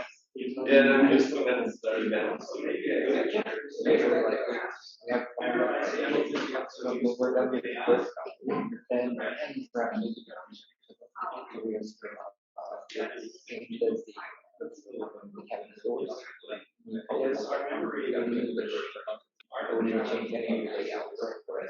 deciding when I'm with the rest of the house first round, then we'll do the second round. So then we take all these either the things that are rolling or the things that we are to in the cheapest thing possible like a lot of firms which will get 6 months and 3 years. Okay. Like you're not so motivated, right? And then I was they were also at that time before 2 or 6 years, and I was in my house in construction. So I had 2 blocks, and yeah, I had a screwdriver there, and there, and there. So because we're just working, right? And then, wow, okay, I'm done with doing this. And then I came out and need my screwdriver. So where did I put my screwdriver, right? And I was searching everywhere. You definitely have my phone. And in the garden the next day. Because my son and the next time myself is corrected as well. So first thing I did, I went to grab something. Could you please tell me why attention all that work? Right? Please give me that fill. Where did you put it? Until I found out a little later that I had put that fill. But on the place because when I was go there all just somewhere. And I was like, oh no, I was in Germany.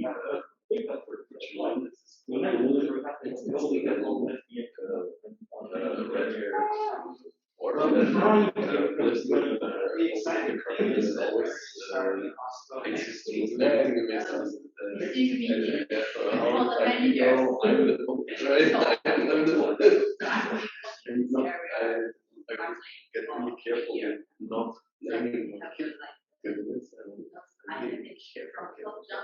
And again, it's like going through the garden after the rain, the tool for so working with kids is having kids in the house is also an additional challenge. A something like B sort of keeping All right, everyone, let's do the OSPO bit. But just him involve them in the work. That's what my wife always said, and I ignored it, but it's really it's important because even if you just say, okay, take this paper and do this, and here's yeah, exactly. But this is okay. You have 1 hour doing it, so you want to do it ideally the whole table, and you just all have 1 floor of table. Ideally, get as much done while they're asleep as possible. I might be back for you guys. All right. I will be also in the evening. So, we still have 16 people on the call, and we have a few people in the room. We are not quite done yet. We have the final part of our session today. We're going to talk about OSPOs. So for those of you who are familiar with open source program offices, this part will be nice and easy to understand. But for those of you who are not familiar, I will just recap what an OSPO is. An open source program office can be a formal department or an informal virtual grouping of people who are managing your open source. Traditionally, they focused on open source compliance. OSPOs also focus nowadays on things like how to do software contributions, how to manage other aspects of open source, such as open source software security and other policies, etc., etc. Now, what we're going to do in this session is to talk about what we see happening in the actual OSPO market. I'm just putting this video here so we'll have some video of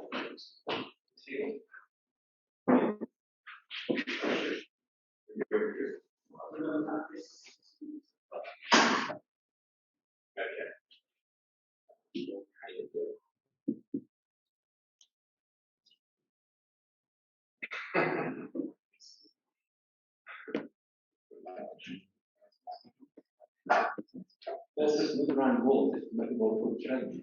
I've got a nice angle, but it's going to fall down with a huge bang. That's all right. It's only an iPad Pro.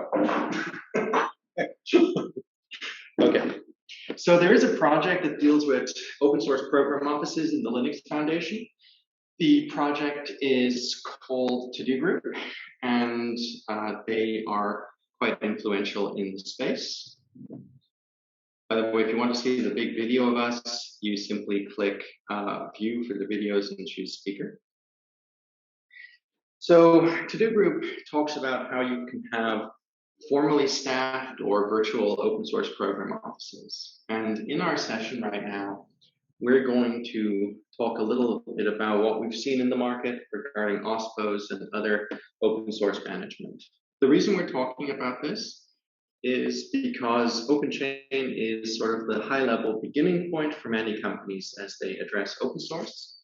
Things like OSPOs, things like automation are naturally flowing from that. To get the discussion started, I wanted to point out that we see more OSPOs around the world than previously. So we're seeing OSPOs emerging in Japan, for example. We see OSPOs in various companies in Japan. Sony and Mercari are two examples of companies that recently released OSPO case studies. That's quite a change from the past, and OSPOs are gaining traction in Europe as well. We see increasing amounts of companies with OSPOs. For instance, Jimmy at Ericsson has an OSPO now and is actually hosting an OSPO event next month called Ospology Live in Stockholm, in Sweden, on the, I think, 16th or 17th of October. I'm not sure. I will find out and send you the link. Now, with OSPOs appearing in more places, that doesn't mean that OSPOs are super well defined, and it doesn't mean we can expect the same thing around the world. It depends on the company size, and it depends where their influences come from. Do they get influenced by To-Do Group, which had its origins in, let's say, North America, particular OSPO expectations, or do they come from a different area, such as in Asia, where maybe OSPOs originally came out of the IP department of large companies? So, for example, Toyota Motor Corporation managed its open source via the IP department for many years before it began to have what is effectively an OSPO nowadays. I just want to pause here and make sure that everyone is aware of projects like To-Do Group. And if they're aware that we have work groups in OpenChain on OSPOs, like our Japan work group has an OSPO subgroup. If you're not aware of that, there's a project called the To-Do Group. And we have work groups on OSPOs. Problem solved.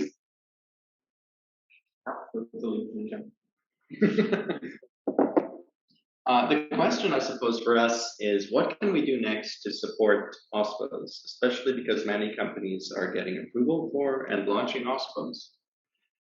In some ways, we could say we just point them at To-Do Group, but many companies, and this is feedback I'm bringing directly from our Japan work group, many companies are not in the position to have anything like an American-style OSPO, either physically staffed or virtual. They are coming into this with a very different situation, and it will take a long time to bridge them from nothing really to being able to use, let's say, OSPO templates from To-Do Group. Okay, so there's a gap. And this project has traditionally sort of built gaps and carried people through to more sophisticated things. So there's a potential here that what we're seeing in Japan, where there's an OSPO work group that takes people from zero to the point where they can hand off to To-Do Group, maybe we can do that elsewhere as well. Catch companies that are just thinking, I need to formalize somehow my open source management process. They might look at sophisticated OSPO approaches and think that's completely impossible. And maybe we can help by catching them and saying, look, if you're beginning to think of what could become an OSPO, here are the first baby steps you take. And once they get far enough along that they are able to look at the To-Do Group material and think that's doable, we hand off. I just wanted to see what you think of that general approach. Do you think it fits into our mission? Do you think it fits into what we should do in the future? It certainly fits into what we've done in the past, but I wanted this topic to go to the table and see what you feel. Uh-oh, the iPad's gonna commit suicide. Thank you, Dozan, you've rescued it. Perfect.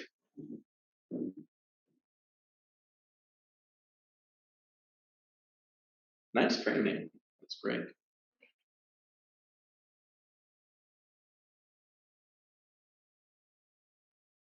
I think it's a valid question in that if it's part of the mission of OpenChain to do this rather than to do this.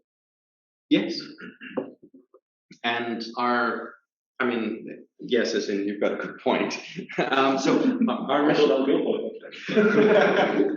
So OpenChain has our mission is to build trust in the supply chain. So anything that helps improve trust in the supply chain is open to us to touch, right? We don't want to overlap or compete with other projects for no reason. So that's why in the past, when we've done something that's also done elsewhere, we're essentially bridging and handing off. So if you look at what we've done in tooling, we're doing reference tooling.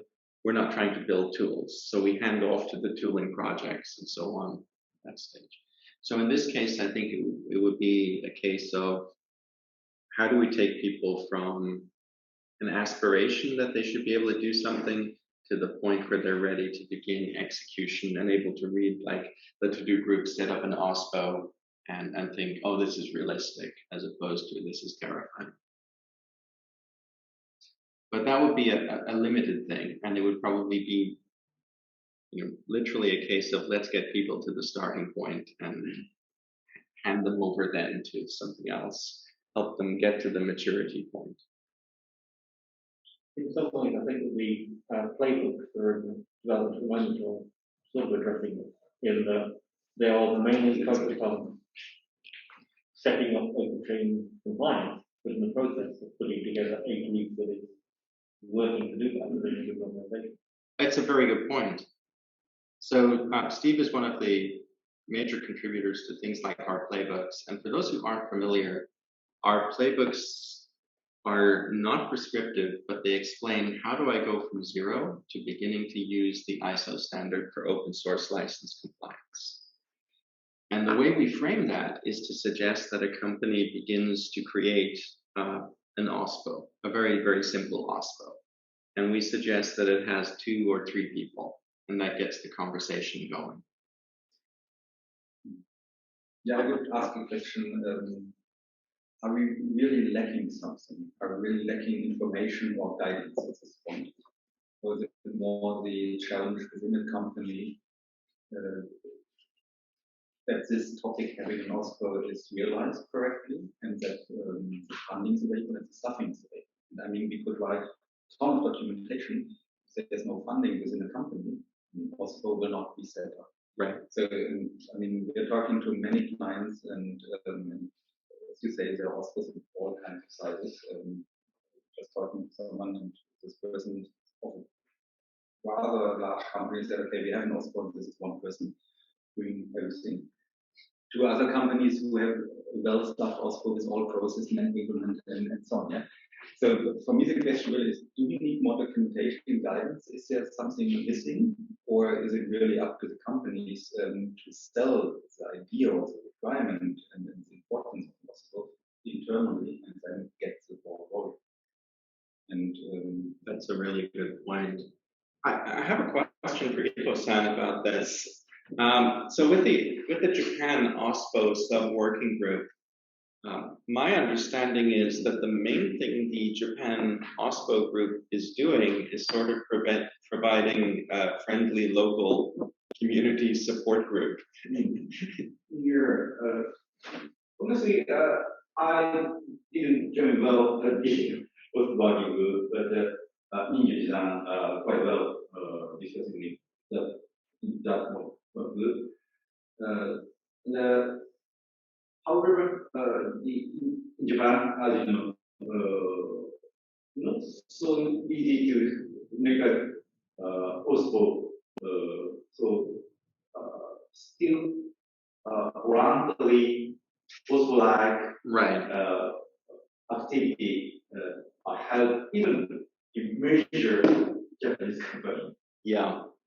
So it's I think that in the to-do group, they'd often refer to that as a virtual OSPO, or, we could be very blunt and more European about it and say it has no staff and no budget, so it's unstaffed. it does seem that the virtual or unstaffed OSPO is probably the most common in Japan still, right? Yeah. In some cases, when the legal department or the intellectual property division ready to make a post once, in that case, some company able to easily make a post like department or art structure in the company. But from studying engineering side, it's quite hard to make such strict post-like community. That's an interesting point, because traditionally in open source, people said, bottom up is good. So engineering would drive code adoption. But from the Japanese experience, bottom up for OSPO is not the most successful way. It's top down. When legal says do it, they get the vote. Oh, interesting. Has anyone else noticed that in different markets? Everyone's like, sorry? I have a view here. Some also like focus on the very high level what you should do, and then the next step is to build this, make the decision for which tool you will use, and this process method and tools areas. Yes. The next step is implement. When you have built this process method and tools, then you like put this as an order for all the develop unit. You need to implement this in your development and release process.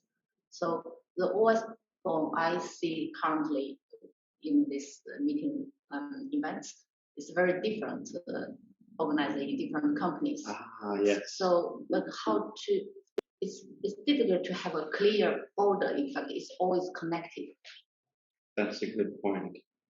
So it seems that the diversity of OSPOs is something that might confuse people as well. Today, in this morning, there's a meeting hosted by Anna, and in the group, I think at least all the OSPOs areas, roles and responsibility in the areas. So, and all the company can pick different sub areas for their own OSPON or OSPON office or which areas. So there's no unique answer for this. That's a good point. It's very different. But from an OpenChain perspective, what I would see is that, as you said, we should not overlap with other communities, but at least what we could note down is our expectation. Like if someone comes in, it must not be a one person, but that's potentially it's a team, whatever, or it's a 10-20%er or whatever. But even if it's a person that only has 20%, but he or she meets our expectation, we say, okay, this person should have minimum knowledge about license compliance. So this Linux what is it called? We have some trainings there. Academy. Here we would recommend we have this, so that we know, okay, you have the skill level here, and if you join our meetings, we do not need to start at Adam and Eve, but you can already come in and you understand what we're talking about. I think this is something where we would not overlap with the others, but say, okay, that would be an expectation, so that we know, okay, here everyone is more or less on the same level, and we can use our meetings just to keep us up to date. That's exactly how we do this. So we have an onboarding program internally. So because we also have a lot of fluctuation, right? And then we say someone comes in and we say, okay, here ramp on, and then we know, okay, you can reduce the number of question marks that you might have if you come in. Everything is new.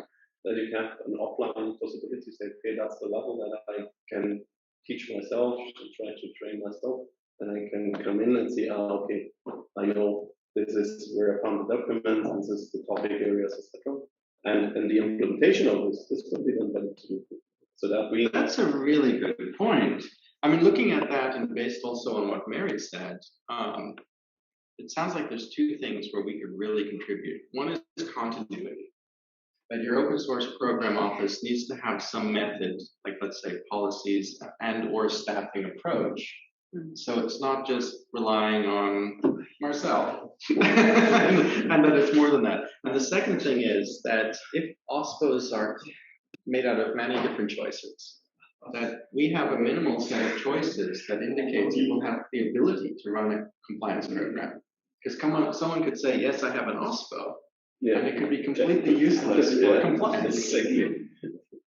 That's the point. Or it's, as we discussed in lunchtime, they mainly focus on strategy, not on compliance at all.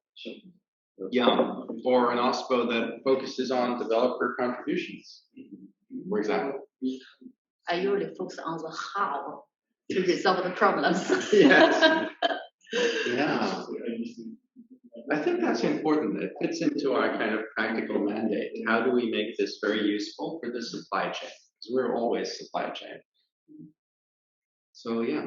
And by the way, this was also perhaps overlapping with the topic that we had earlier, that we needed to define some personnel to have this link to the tooling, because we didn't, never define, okay, what is and whatever open source responsible in the company, what skill set that is, what we expect, right? And that would be something, we could, without overlapping, as I said, with to the for example, just listing our requirements and stuff. Right? And therefore, it becomes clear an OSPO that can deal with the ISO standard for license compliance would need to have X, Y, Z. Yeah. Well, at least you should have read the specification. I would already be point number one. Read the spec, understand the spec. Exactly. Implement the spec. Yeah, that's more or less our checklist. Yeah. That's a good point, especially because as we proceed with, I guess, things like our standard, things like OSPO becoming more understood, it's entering the procurement and sales cycle, right? So someone on the sales side could say, oh, we've got an OSPO, and procurement could assume that's fine, they can do it. And it turns out the OSPO has no capability on license compliance and no process management for that. Or not as a mature level as we would expect. Yeah. Okay. And this doesn't interfere with the ability for people to make an OSPO that, pick and mixes stuff that's not relevant to license compliance. That's their business. But our optic is the trusted supply chain. Can this OSPO execute in supply chain procurement? Exactly. And that would create trust again. Yeah. Because we say, okay, we can all discuss on eye level because we have all the same at the minimum skill level. So the minimal skill level for an OSPO to be able to do, in our case right now, license compliance, and in the future, security. Okay, that could be really useful. And then we could, fill this with training material by Linux Academy, also to do whatever. I guess there's a lot of material. Everything might be done, really. We just pull together the threads and find consensus about what people need. That fits well into our normal mission, which is just the very practical side. What do people actually need? How do we implement there? This also touches on a comment which came in. Now, this is about software developers, but the comment was that OWASP maintains a series of checklists for software developers, and it would be good to include compliance items there. Yes. Yeah. The open source compliance checklist must be written in the software development process. Yes. We have some checklists on GitHub, so I'm going to pull those up really quickly. So there are some checklists that can help people understand OpenChain approaches to license compliance, and I will find them right now. And it would potentially also help people, that need still to discuss with their management, hey, I need more than just, 2% of my time, because OpenChain says I should visit this and this and this training, at least, so please provide me the skills. Okay, we have that already as a requirement, but then we could really also fill this with, okay, It's not just only reading something, but you really need to invest some time for this empathy. Right? A very good point. So we have various different checklists. I'm just going to show you a conformance checklist for version 2. This is a relatively short checklist, just designed to help people do something like look at conforming to the ISO standard. That's not so exciting, so I'm going to leave it again. Here's one for merger and acquisitions. So it's a checklist for, how is a company looking for merger and acquisitions through our optic with open source compliance, right? So the first question is, does it have an open source review board or open source program office? Right. So we've got a whole bunch of checklists to help with conformance, to help with things like M&A, basically to do the high level approaches to open source compliance and management. It's not everything you need, but it's a good example. So I think we might be able to help OWASP with some of that stuff. It's in our repository already, and it's public domain. It's CC0.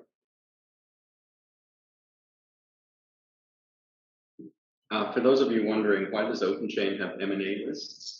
It's because a ton of companies use our license compliance standard for merger and acquisitions. Part of it is to check quality of the acquisition target compliance, and part of it, of course, is the negotiation. How good is your company process? Oh, it's not that great. Let's talk price. And just because we were talking about scanning tools earlier, a very quick look. We have a scanning tool checklist too.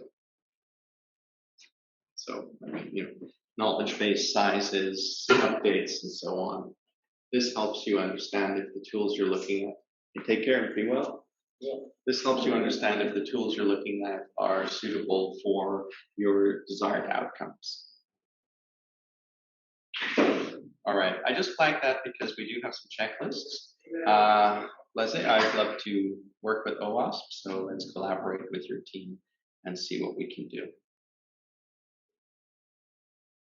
Okay, to summarize then, what we got on this OSPO discussion was that we don't want to overlap with other projects. We do want to help companies become more mature.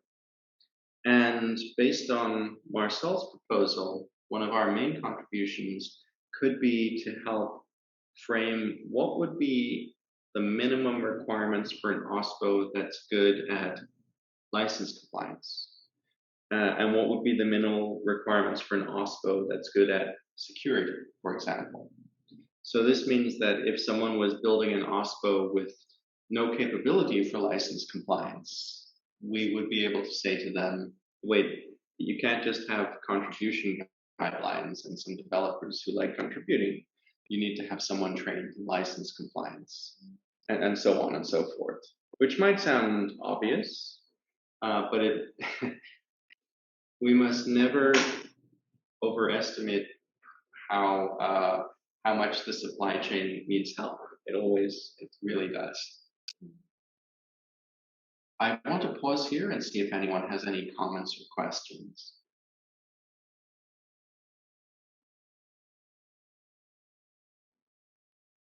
Okay. If there's no comments or questions, I'm just going to go back to one of the key points about the future. I mentioned security, and the reason is that we are a couple of days away from a final update on this, but we have a draft ISO potential standard for security, a sister standard to our license compliance standard. This draft security specification is complete. We have discussed for many months, and this morning our board took a vote that they are essentially planning to have this as a sister specification to our license compliance standard. So we have the ISO standard for open source license compliance, and we are preparing to perhaps have the ISO standard for open source security compliance. There is one proviso.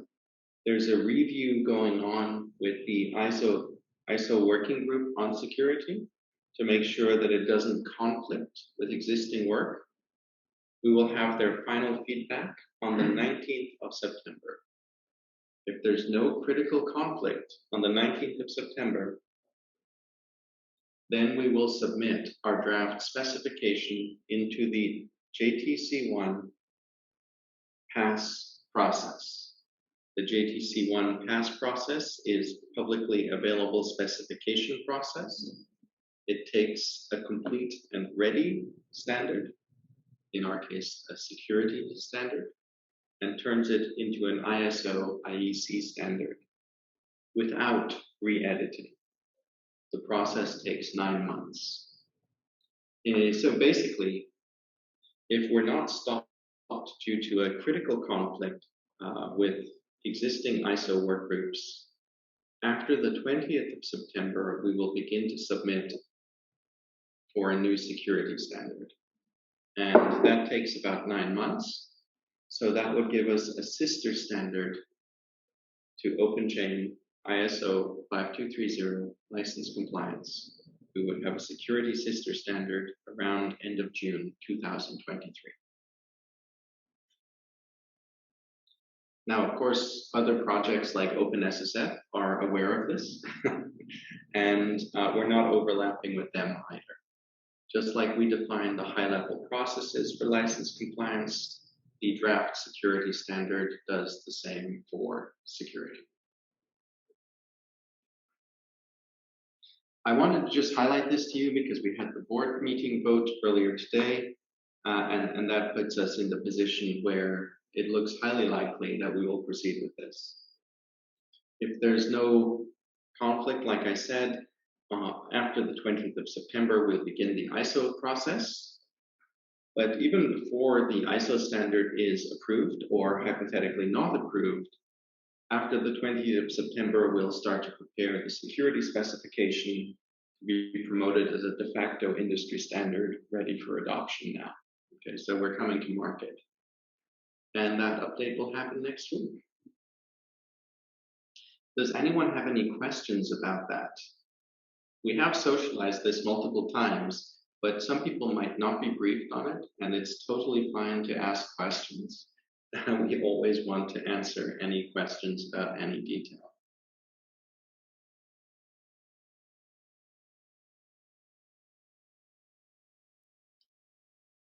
Ahead of anyone asking a question, I will clarify a few points that we went over in the board meeting. One point in the board meeting was, if someone is meeting the standard for license compliance, how difficult is it to also meet the standard for security compliance? The answer is, it's not the same, but it's very close. So to adopt one and then adopt another will require a few process points. Okay, so for example, if you're adopting the security standard, you need to have a way to submit security vulnerabilities to databases like CVE. But this means that if you are using OpenChain ISO 5230 for license compliance, it's a small step to use the next standard for security. It's a very light and similar standard, and the purpose is to make sure that especially small companies can begin to get the right approach for security. And from this light standard, they can go to more sophisticated security standards. So for our friends from the automotive industry, for example, many of your suppliers will be using 26262 for functional safety. Okay, so that's a very detailed standard. And our security spec is sort of the opposite. It's a starting point, and a little company might start there and then gradually get to where they can deal with something like 26262. The next question was, will existing self-certification not be valid or diluted or changed? The answer is nothing changes. On our website, we currently list the community of conformance to this ISO standard. We list the community of conformance to the compliance standard. All that would happen is that we would also list a community of conformance to the security standard.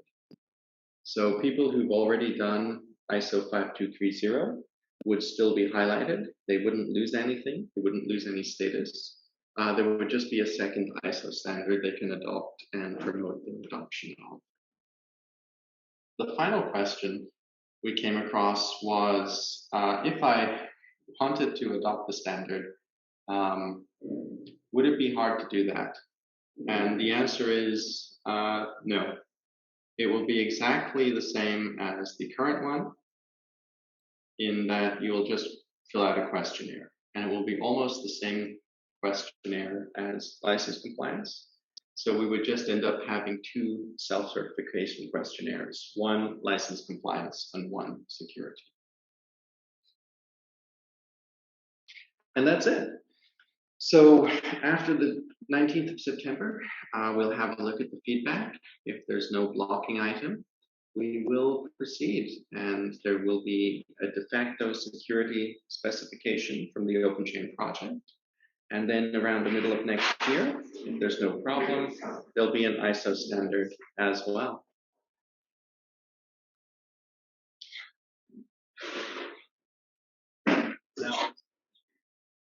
Chaos in the corner.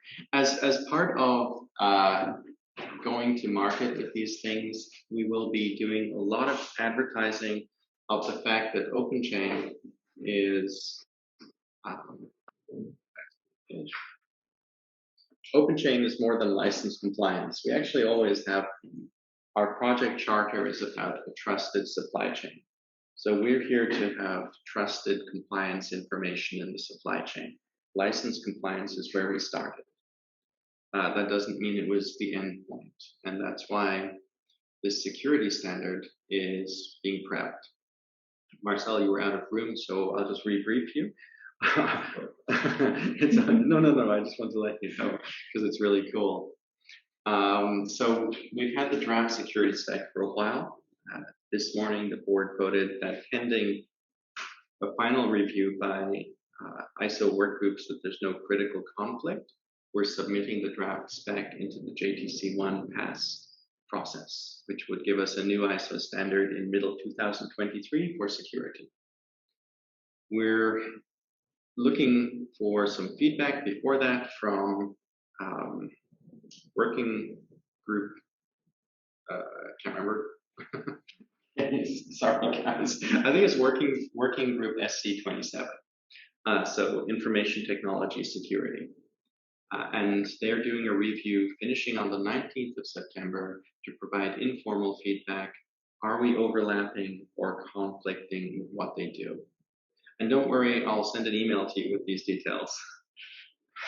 So basically then we'll be transitioning from the license compliance standard maintaining project to the license compliance plus the security standard maintaining project. But it's not a mission creep. We've always been about building trust in the supply chain. We just started on license compliance, and we've done that.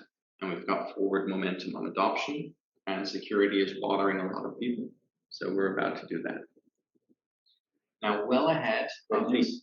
Sorry? Great news. I'm glad you think so. Now, well ahead of the ISO standard potentially being granted in middle 2023, if there's no critical block after September 20th, our security spec will be out as a de facto standard, and people will be encouraged to start using it now. We've had it done for 9 months. We've just been pending until we got through being very cautious about should we go ahead with the ISO submission or not. And as I said, the board voted yes today. So we have one more step before we submit. So watch this space. And I think that's it. We're on to any other business. Does anyone have anything else they'd like to bring to our summit today? A question. Yep. Any plans yet for tackling export compliance? Yes! That happened a while ago. And, yes! Yes! Export compliance, definitely, especially because the world is falling apart and we're in massive conflict. I just have some questions regarding the export control.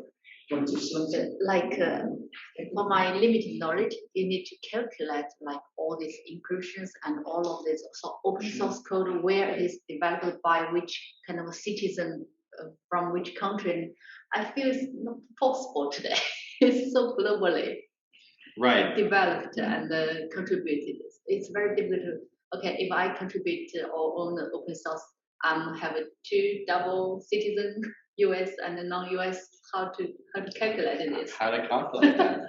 No, it's a really good point, and I think right now there's no easy answer, but we are in a position to start talking about it. And just to show you another thing from the board meeting today, we've had a motion to approve, and it's done on describing OpenChain in a slightly better way, because OpenChain, oh my goodness, OpenChain does a lot more than like license compliance, and we've got lots of work groups.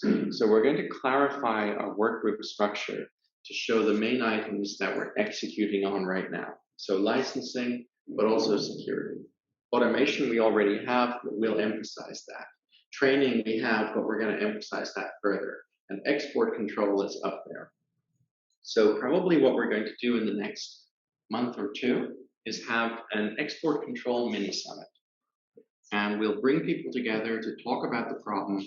And just like you said, talk about how difficult it is and what's the realistic minimum we can do and we have to do. Some of the stuff is apparently crazy and we'll never solve it. Like we had some companies say, oh, we need to know the nationality of every contributor. Really? Because when they do this one-time report or something to calculate the price and stuff, when I know this kind of requirement, I'm just thinking like if I'm multiple nationality, then how to right. Can't do it. Okay, when I write this line of code, I'm American. When I write this code, I'm Swedish. That's a really good point. And it's actually very relevant because there are some areas where it's not rules, but it's expressed a preference that, for instance, code is by the nationality of the country, or it has to be reported if a non-national writes it. So what do you do with dual passport holders? Or how do you identify if someone submits from Texas, was that an American or something else? And in export control versus the reality of open source, I think that discussion hasn't been covered properly yet, right? It's an interesting area. I'm just thinking like to make life easy. Right. And do not sacrifice a lot of developers' good time and energy. So let them, all the software engineers, can focus on the real feature and function instead of doing a lot of paperwork. If not needed. But if it's really needed, then we have no choice. We have no choice. So Steve, I guess the answer is yes, absolutely. We start with the mini summits, and if people have continued interest, we start the export control work group, and we continue that to basically do guidance. And hypothetically, this isn't a strategic request, and we don't have to go there, but hypothetically, just like in security, if we found a great solution for open source export control, then we can look at drafting guidance, and we could potentially look at drafting a specification in the future. That's not saying it's our plan, but that path is open if we wanted to do it. So if we found the minimal, simplest way to do open source export control, we are in the right place to help the industry with it. Yeah. Probably this is going to get very complex. Who remembers, and this is going to be an age test, who remembers the open source encryption problems in the early 90s? So, you're not that young, Marcel. So around 1992, the US government didn't allow people to export cryptography. And a person Zimmerman made a thing called PGP, pretty good privacy. And this used public key cryptography as open source, but it was illegal to transfer the software outside the US border. So they printed the software, the code, into books and moved them outside the US border where they were re-input into computers. And that was very naughty. and actually that's how Eben Moglen entered open source. He was helping Zimmerman. He reached out to Zimmerman and said, this is interesting, how do I help? And that was the beginning of Professor Eben Moglen's engagement with what became open source software. So that's where it all began in terms of chaos and governments. And that's exactly where we're returning to as it becomes prohibited to move various code in various places. So yeah, okay, export control it is. It's also going to be fun because, to be totally frank to you, not everyone in our community is that interested in export control today. But I think that that's probably because not everyone is yet facing the middle of the trade war we're in, middle of the sanctions against Russia we're in. And I think in no time since probably the fall of the Soviet Union have we faced such potential borders of transfer of technology than now. And on that bright note, the OpenChain Summit is coming to an end, along with our whole planet. This time next week? Yeah, this time next week? Why not another day? So we won't be doing this time next week. It'll be something else. Dust. That's right. So thank you everyone who's been here in person. Thank you everyone who has contributed. And I look forward to seeing you all soon.